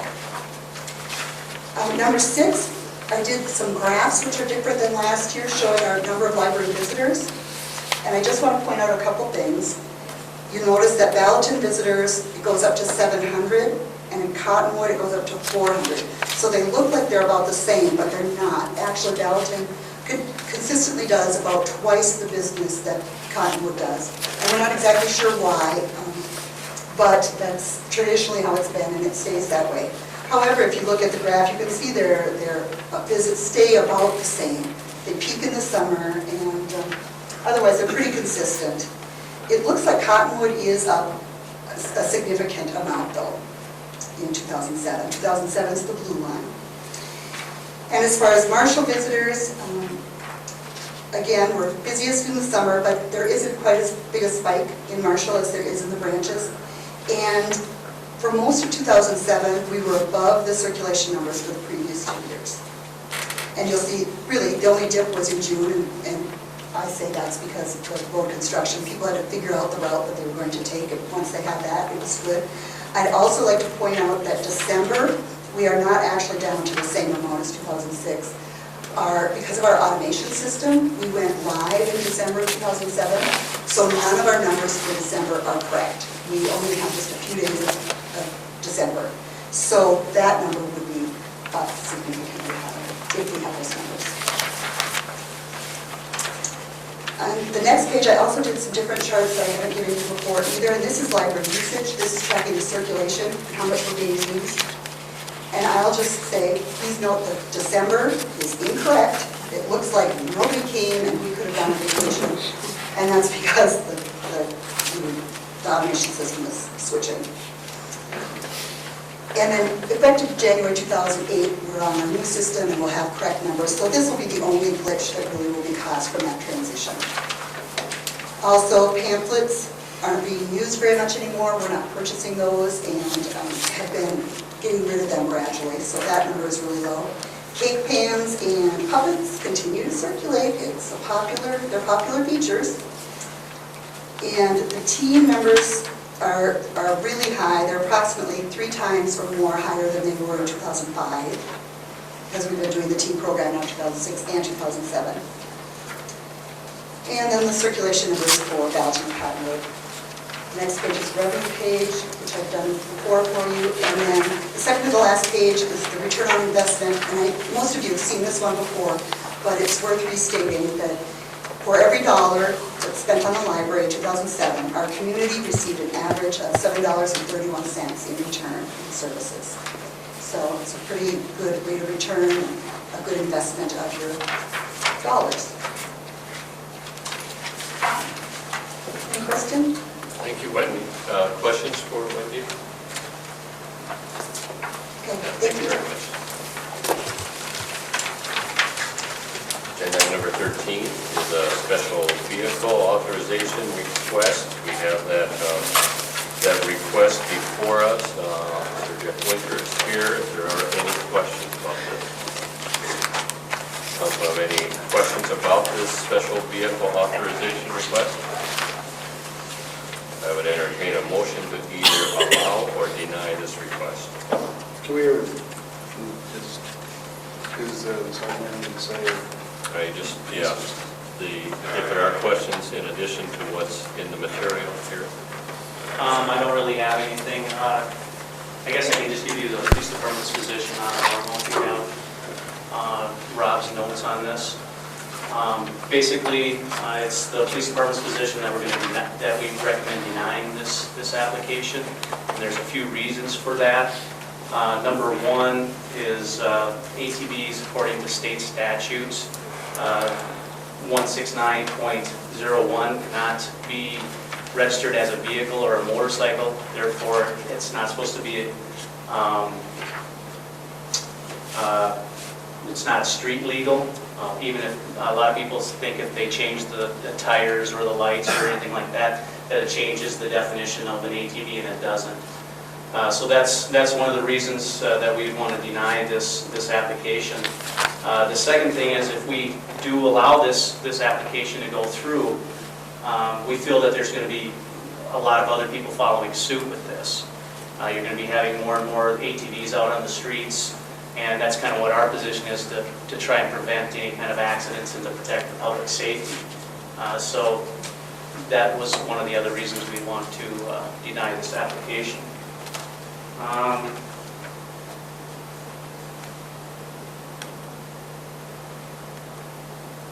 That's it. Okay, any questions? You have the recommendation. I would entertain motion. I move to go along with Rob's recommendation to deny the special field permit. Second. Motion by Larry, second by Mike. Discussion. One quick question, I don't know, is the applicant here this evening, Mr. Mayor? Yes. If you want to make any comments, you Can I do? Yes. I'm Josh Debo, eligible to apply for the ATV permit. The main thing I was asking about is I live by 406 Cassuth. All I want to do is drive down Cassuth to North 7 to 8. That would be for anything driving uptown, anything that. My big concern is why can't I be allowed to do that? But there's golf carts that are by the golf carts that can go from their house residence to the golf course back and forth any day of the week. And mine was specific hours for certain days. That's what I was asking for. It'd be between 6:30 and 7:30 in the morning, and in the evening that was it. Just from my place to work and back.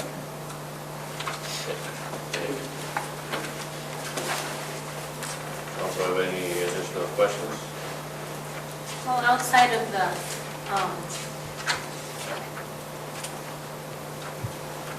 we have approved golf carts to go around town?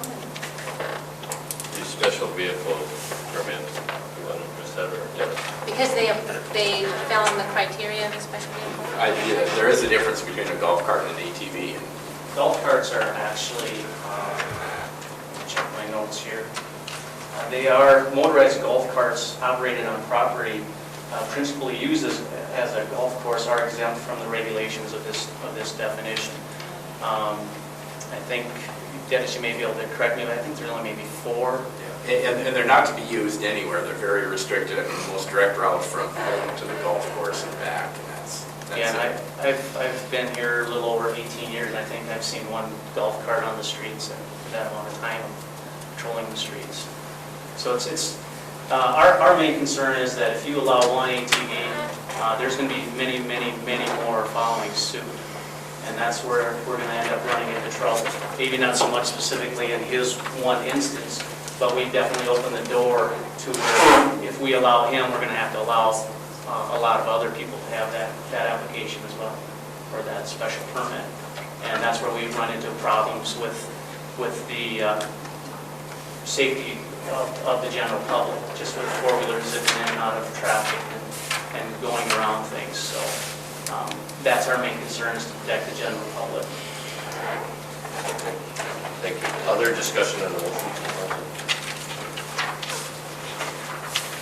Now to call for a vote on the motion. All those in favor of the motion say aye. The motion was made by Councilmember Doolan, was to deny the request. Correct? That's correct. And to Rob's recommendation. Any other discussion on the motion?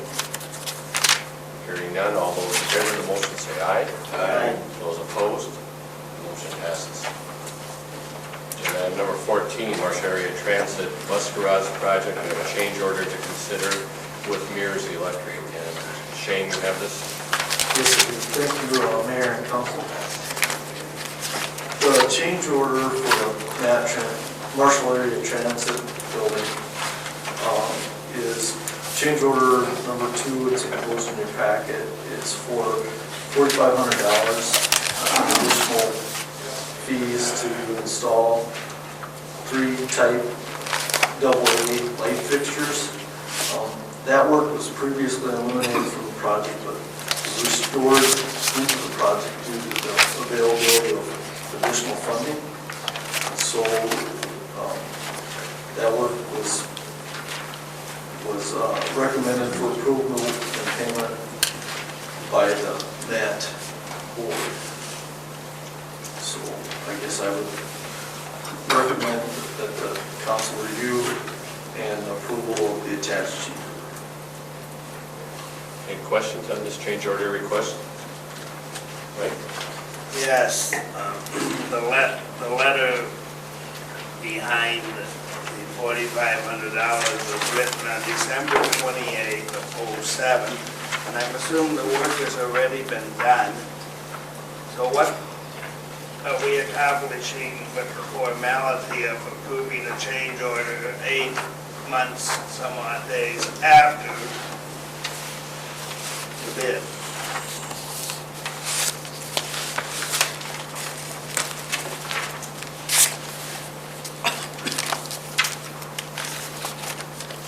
I suspect. Wow, Mike, I'm not 100% positive, but I'm going to give you what I know from being on the board, is that these things are taken out of the budget, so that we can build the building for the price it was built for. After we got started on the building, at this time, there was a request made to the state for more money. And the state gave us more money so that they could blacktop and do other things. And because of that, they could add this back in, so they asked at that time for a bid on it. I wouldn't necessarily say that was when they approved it or chose to do it, but they asked for how much it would cost to put that in for the security reasons. And so that was a quote that went to the MAT board at that time. And Tom Melbrook, maybe you could, as the staff representative to that board, also verify that. What Charlie has indicated is correct, that there was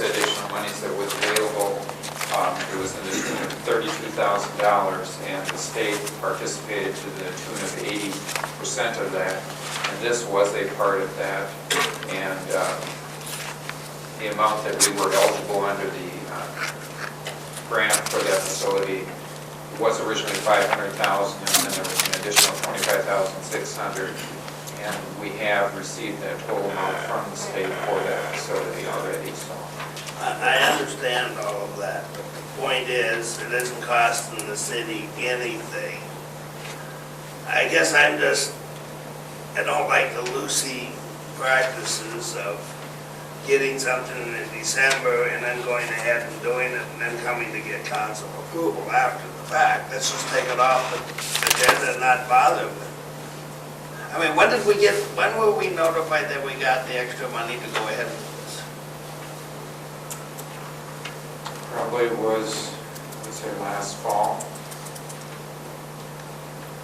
So there's no way we could have gotten it on the agenda until tonight. Well, the work, I don't believe, was done until just recently, so they, probably didn't know what the final costs were until just recently. No, it's at $4,500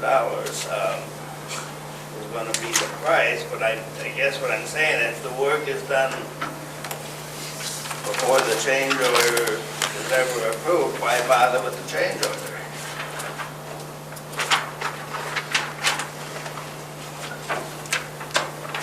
Okay, this was the work that was submitted to be covered under the change order. So I don't think the work was done until this spring.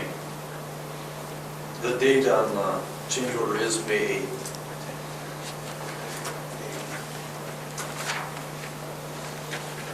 I think also the fact that we didn't make the decisions, and we donated a certain amount of money to this project, but that project is actually under the control of the MAP board or Western Community Action. And they have to come back here and ask us for approval because we took the responsibility of organizing and taking care of the money for this project. And so we have to pay it out. It was done in a procedural way where it was right to do it with the MAP board, and all they're just asking us for is approval to pay the bills. They didn't need to come and ask us for the approval to accept this bid or not to accept this bid or to have this on. I don't believe. Motion to allow the change order. So moved. Second. Motion by Charlie, second by Mike. Discussion? Yes, again, it was dated May 8th, the change order. I think it's August. Yeah, it is by now. But your real question is the procedure that the MAP board is following? I just don't like change orders after the fact. So you just heard. Call a question. Question's been called. All those in favor of the motion say aye. Aye. Those opposed? Aye. Motion passes. Agenda item number 15, the Parkway Addition 2 Improvement Project. We have a change order to consider here. This is a final change order, acknowledgement of the final payment application to Bolton and Shane.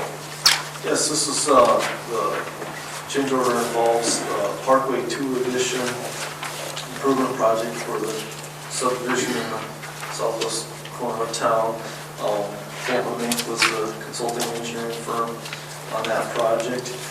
There's actually, if I'm not mistaken, two items on the, or two change orders actually. There's a change order 1 and a final change order. Change order number 1 involves $1,000 fee, which covers some engineering services related to plating Outlot B. So that increased the contract, the engineering contract by $1,000. Then change order number 2 increased the engineering fees by, the net increase was $20,744.20-some. That change order was mostly related to additional engineering fees because the contract went beyond the stated time of completion. But we've withheld that amount the additional engineering fees from the contractor's final payment. So in essence, this just transfers the money that we kept from the contractor's final payment and pays that fee to the consultant for the work that they did past the completion date. So, and you can clearly see that in the information that's included in the packet. So we recommend the approval of that change order. Okay, thank you, Shane. Questions for Shane? Make a motion to approve change order. Second. Motion by Charlie, seconded by Dan. Discussion. If not, all those in favor of the motion say aye. Aye. Those opposed, motion passes. Agenda item number 16 is West Redwood Street, 4th Street Improvement Project. We have 3 actions to consider. First, the resolution receiving the report, calling for the public hearing. Second, the resolution ordering the preparation of the plans. And then third, resolution approving the plan specifications and ordering the advertisement for the bids. Shane.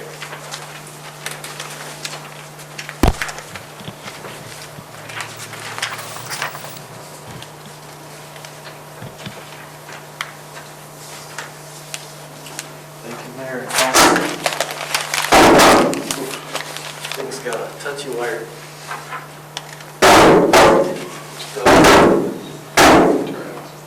Actually, I think I'll just speak loud. This project includes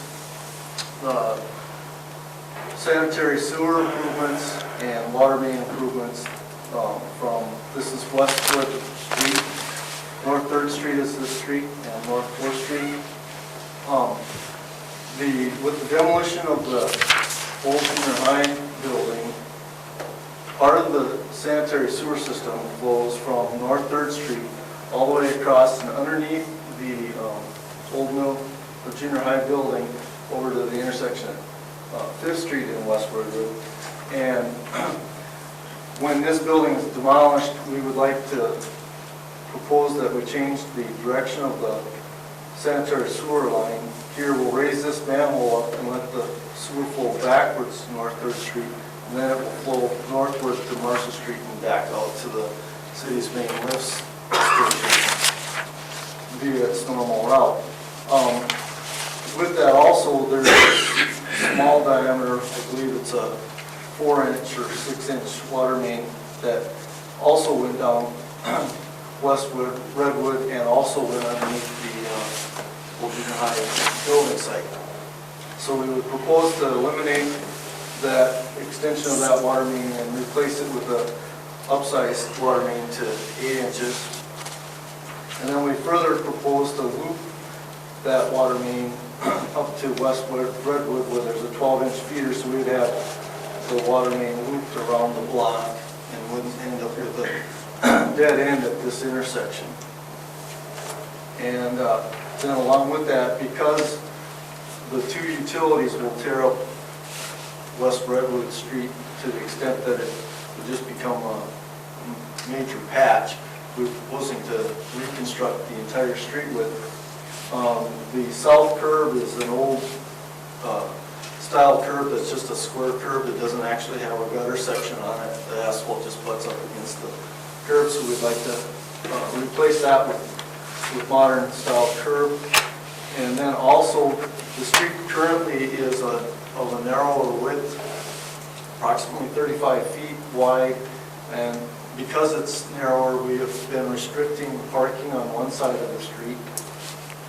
So we propose to widen the street at this time to 40 feet and then remove that restriction to allow parking on both sides of the street. I guess that's kind of a summary of the project as stated in the feasibility report. Shane, where do you take the extra 5 feet from? We're widening the curb. Going on both sides? On both sides. One side is only 1.5 feet. The south side is to be widened 1.5 feet, and the north side 3.5. Then it'll be centered in the right of way. Right now, it's not centered in the right of way.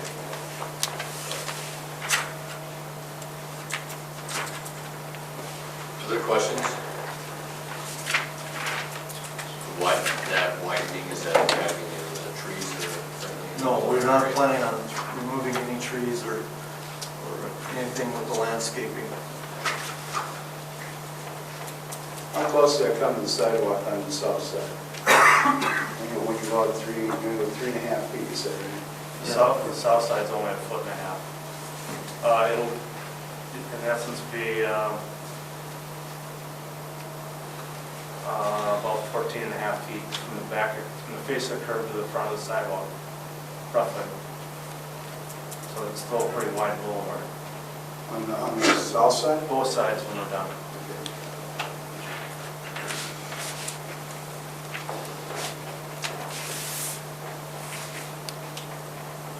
Any other questions for Shane?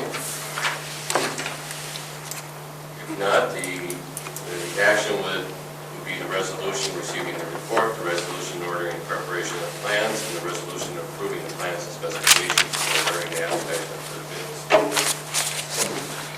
Second.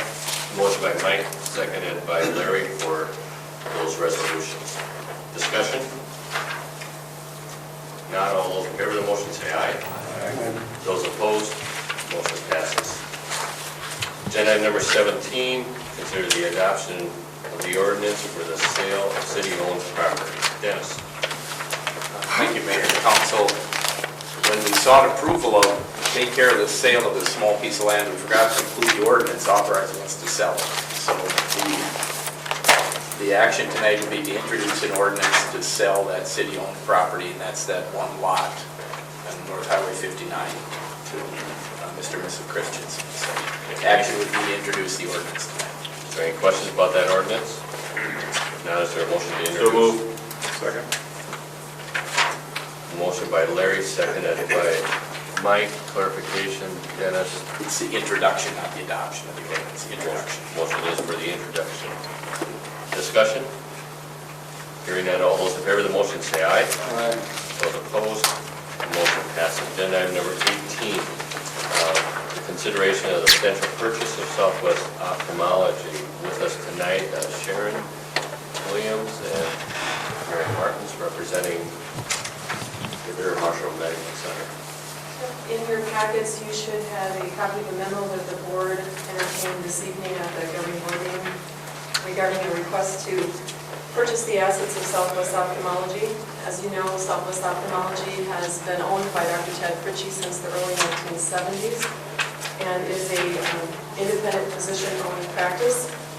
Several months ago, Dr. Fritchie and myself began talking about his transition plans as he looks for his personal future as well as the future of his specialty clinic, and have reached preliminary agreement on the purchase of his assets.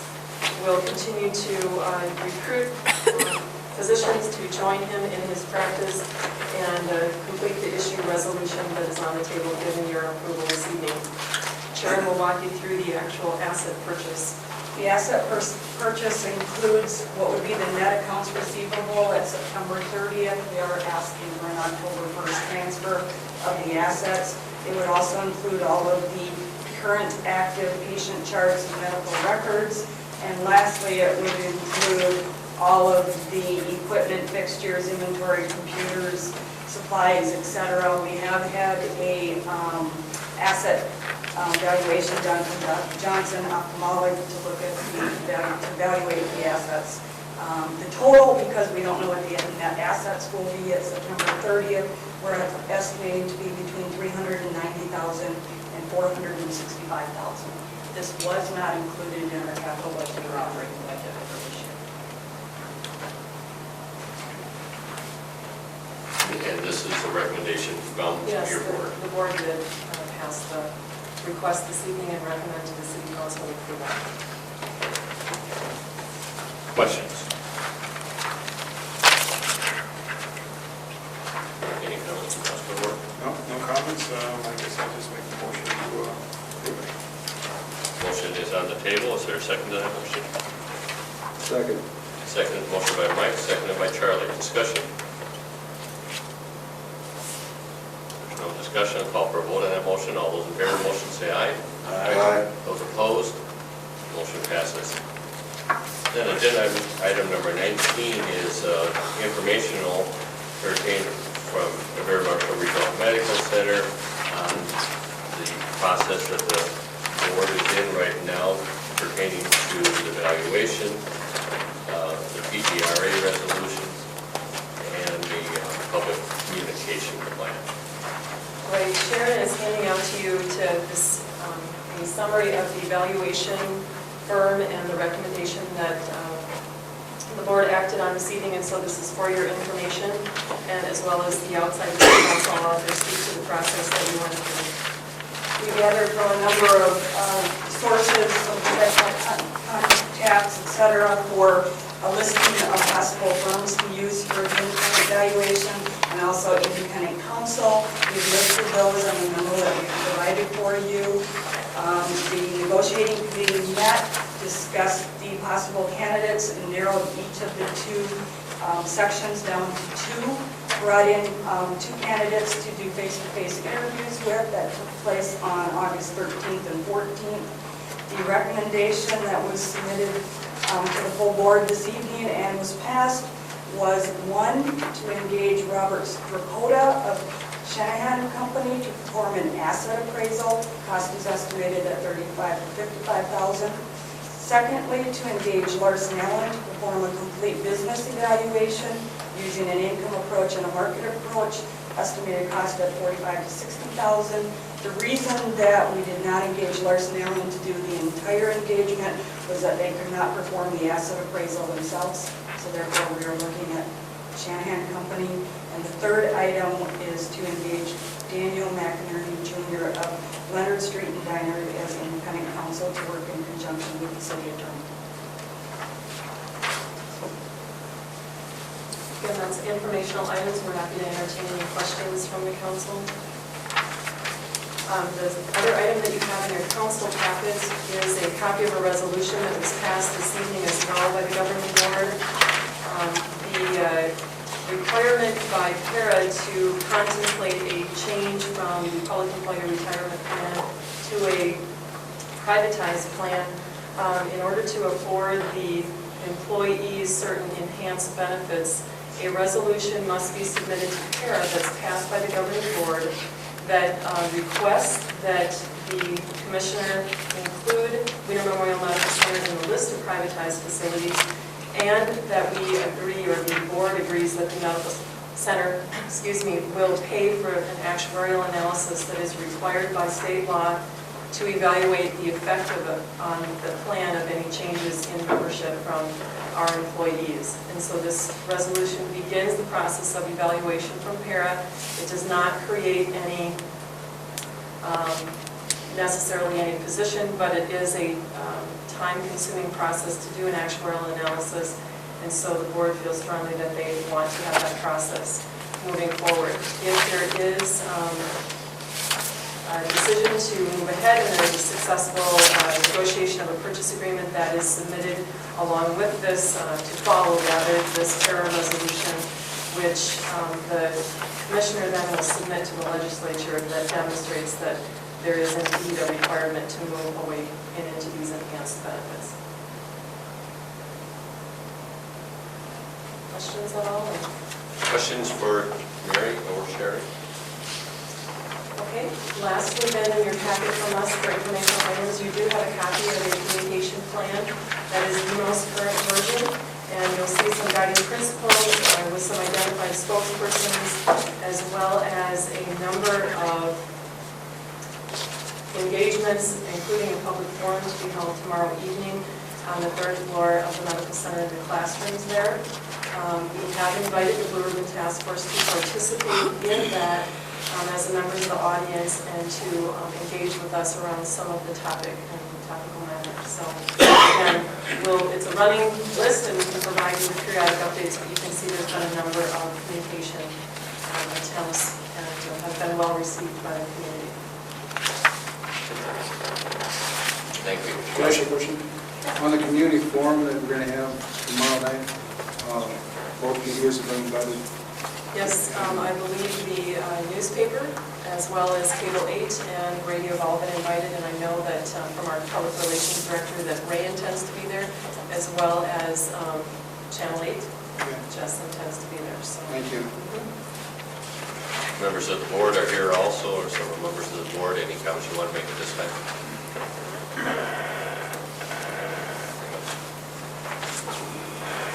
Okay, agenda item number 20, consider appointments to boards and commissions. Earlier this evening, the council met and interviewed candidates for boards and commissions. Based on those interviews, I would recommend that Elena Carothi be appointed to the Human Rights Commission for an unexpired term that will expire May 31st, 2010, and that John Wartner be appointed to the Cable Commission, a 3-year term to expire May 31st, 2011, and I would offer that as a recommendation to the council and entertain a motion to affirm. So moved. Motion by Larry, second by Cheryl. Discussion. Hearing none, all those in favor of the motion say aye. Aye. Those opposed, motion passes. Councilmember Commission Board Liaison reports. In light of the lateness of the meeting, I'm going to pass on my report. Mike? LMO met, and the second time, 2 items on the agenda are possible change to our liquor ordinance and for discussion purposes only, the transient merchant license. Basically, there were 3 or 4 of the 11 or 12 liquor holders there, even though it was just a working session. I think it's back to the drawing board is sort of the conclusion that it needs some major work. One of the possible changes is that have a tier A and a tier B liquor license because one size doesn't fit all. The proposed ordinance are not allowing anyone between the ages of 18 and 20 after 10 o'clock would be a very big hardship for a place like Applebee's, where only 16% of the total gross receipts are from liquor. That's a little different than an establishment that is primarily liquor. And St. Paul has an ordinance, basically, they call it an R license, a restricted. And I think that will be looked at least by staff, and so it'll be a while. We will be having a few more meetings. Okay, that's it for me. Larry? Right now I have nothing. Jenny? None of my boards have met. And Mike? The hospital met tonight. You heard 2 of the bigger items that were covered while I was there. That's all. Yeah. And Charlie? Just on the cable board, they met and discussed some possibilities where the new office could be, and we had discussions about some of the things we need to look for in doing the cable industry we might want to address for the city, and that's probably won't bring them more information forward for another month or 2 until they can get something packed together and bring it to the city. Okay. Agenda item number 22, staff reports, Ben. Thank you, Your Honor, members of the council. I'll try and breeze through here. It's a matter of time, but I did want to give you some updates. We are beginning some of the process of unity of negotiations, and as I have indicated in the past, the Sergeant's Group does have an open contract right now for 2008. I did have a preliminary meeting with them, and we'll be meeting with Cy Smythe. He has indicated an interest to continue with the city, and so a matter of continuity there, I guess I would like to just move forward with that in that meeting tomorrow. And my plan would be is at that point that we're ready to bring it forward, I would propose to have a closed session meeting with the council to get feedback in the future. I know that you've had the personnel committee review some of that in the past, but my preference would be to go to the full council rather than running it through the personnel committee. If anybody has any objections to that, we can talk about that outside of the meeting.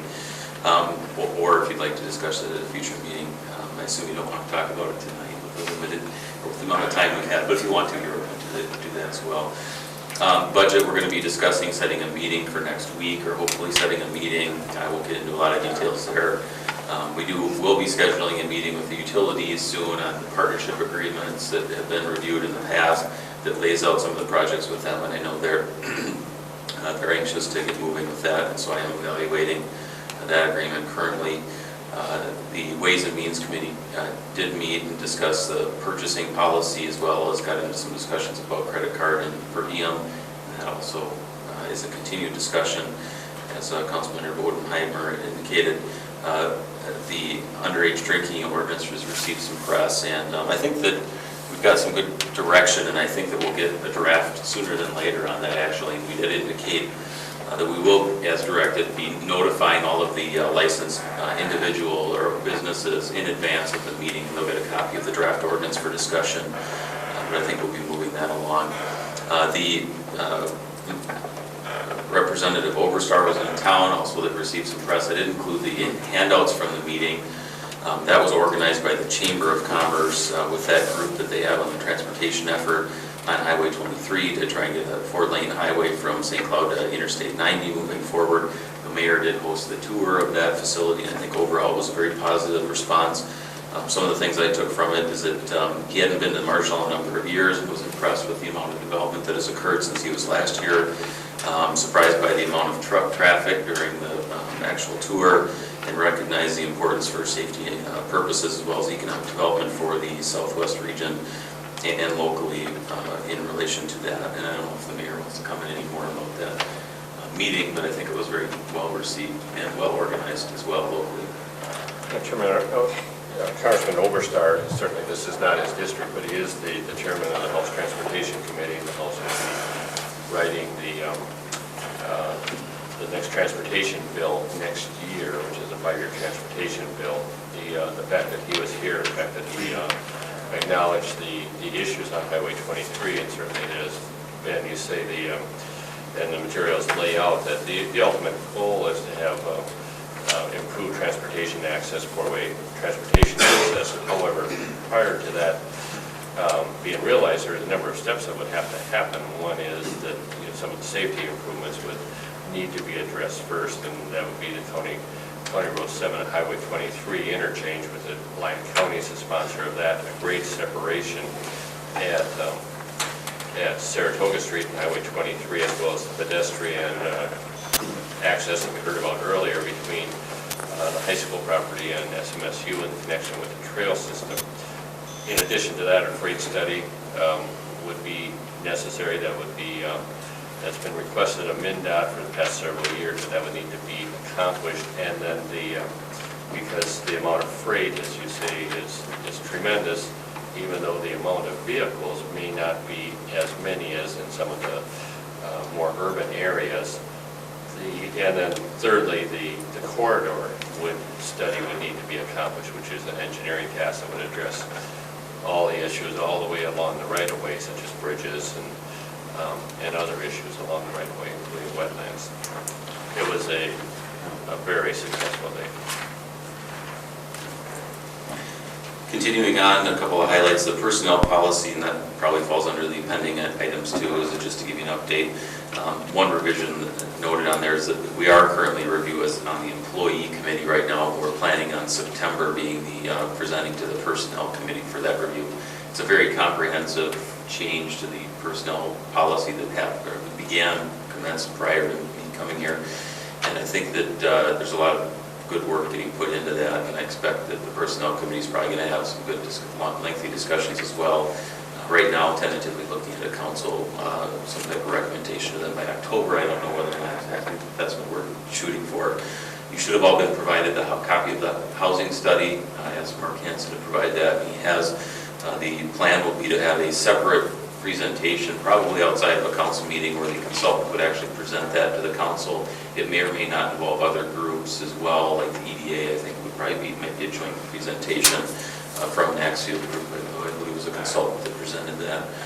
I did have a meeting with our finance director from the last meeting, as well as our financial consultants on bonding preparation for obligations that we have outstanding, primarily related to the street projects that we have going on at this time, and we'll be having something coming forward in the near future related to that.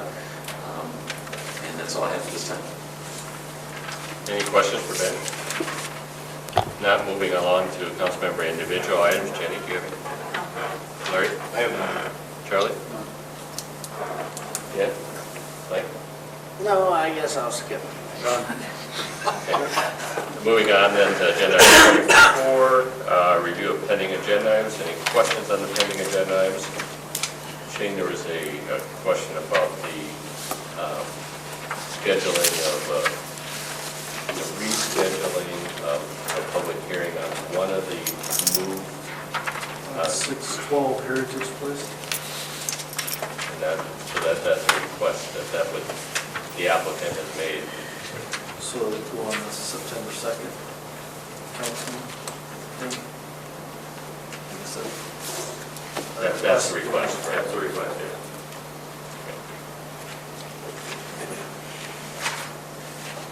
Okay, any other questions about pending agenda items?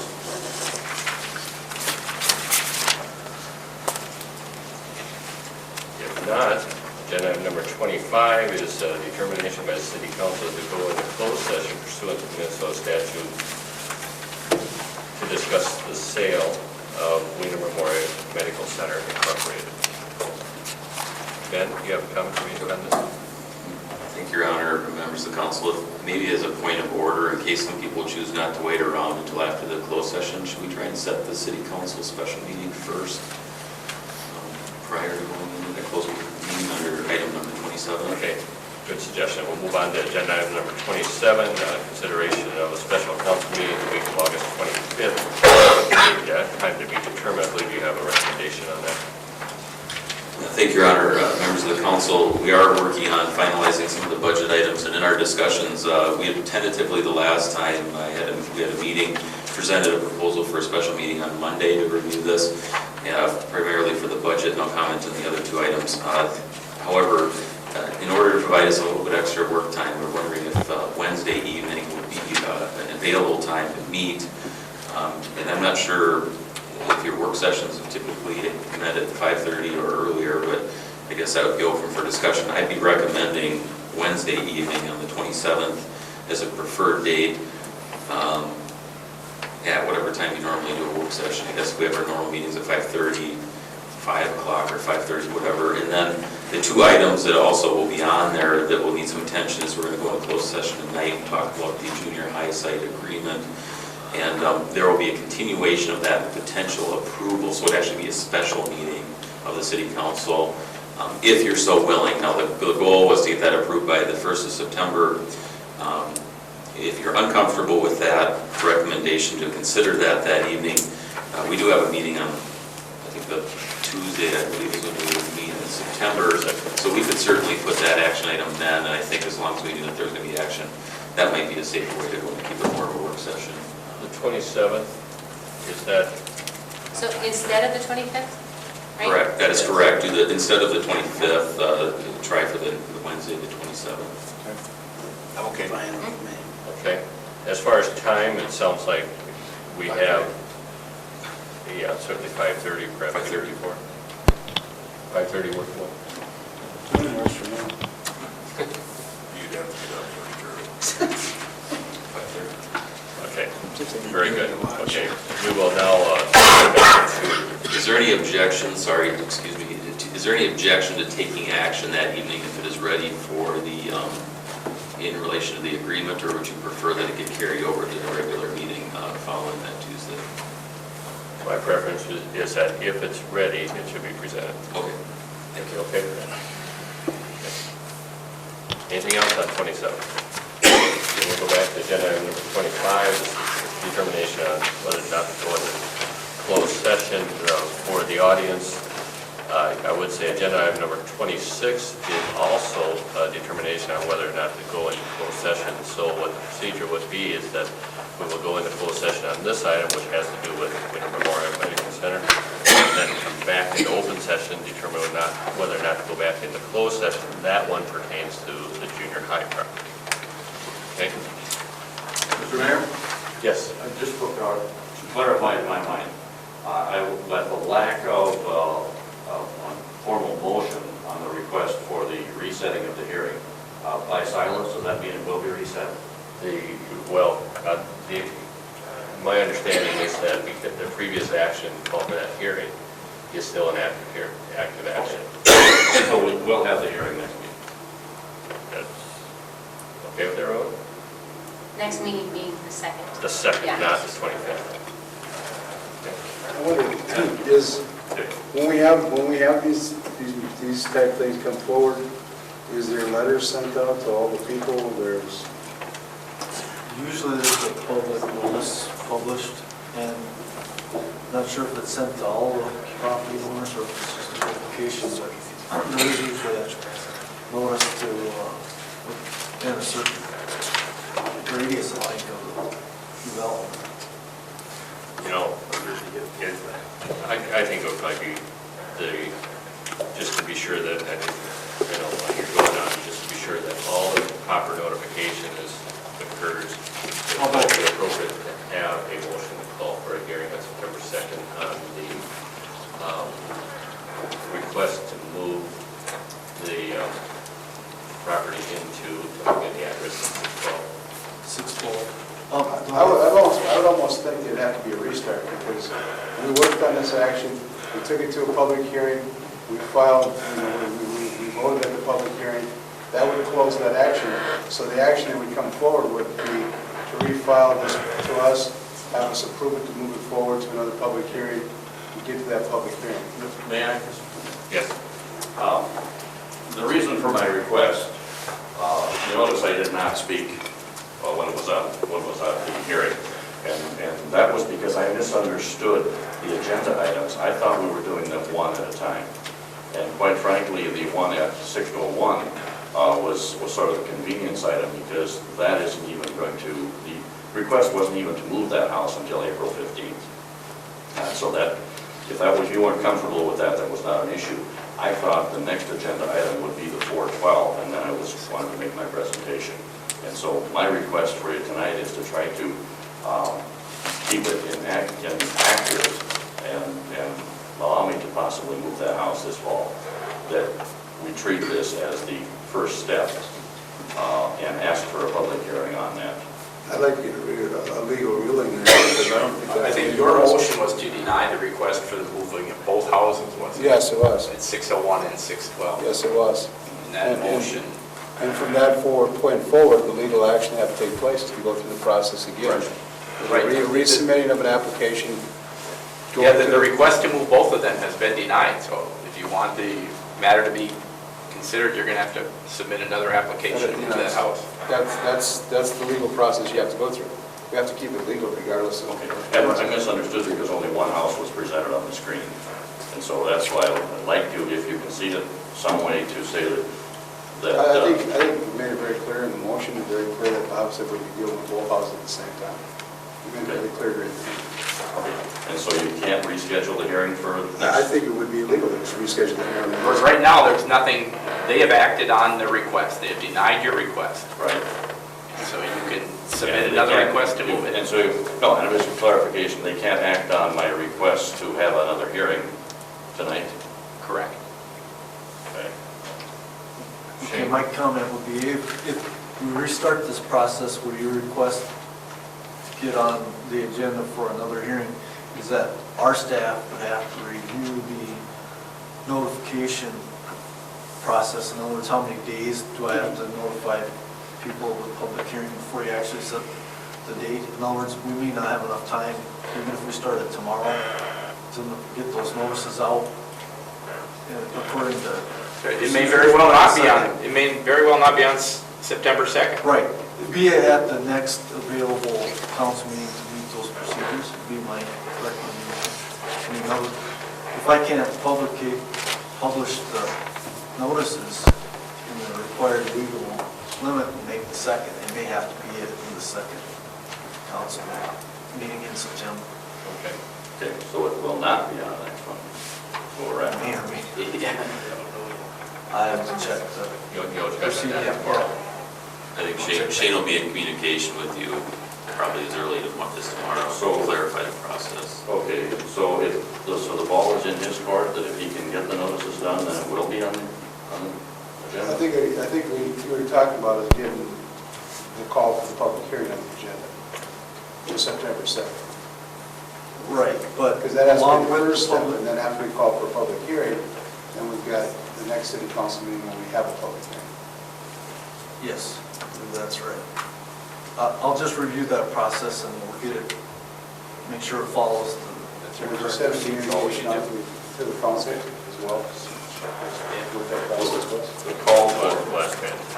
call for it can't happen tonight, is that what I'm hearing now? That's what Dennis is saying, yes. All right, Okay. thank you. Okay, we're still back to agenda item number 25. Is there a motion to go into closed session? So, Motion by Mike, second by Charlie. Discussion. All in favor, say aye. Allow a few minutes for the move into session. We are on agenda item number 26. This agenda item is determination by City Council to go into closed session to discuss the purchase of the property known as the former Marshall Area District, School District Junior High property that's currently owned by Southwest Minnesota Housing Partnership. Is there a motion to go into closed session? So motion by Dan, seconded by Larry. Discussion. If not, all those in favor of going into closed session for this purpose, say aye. Aye. Those opposed, motion passes.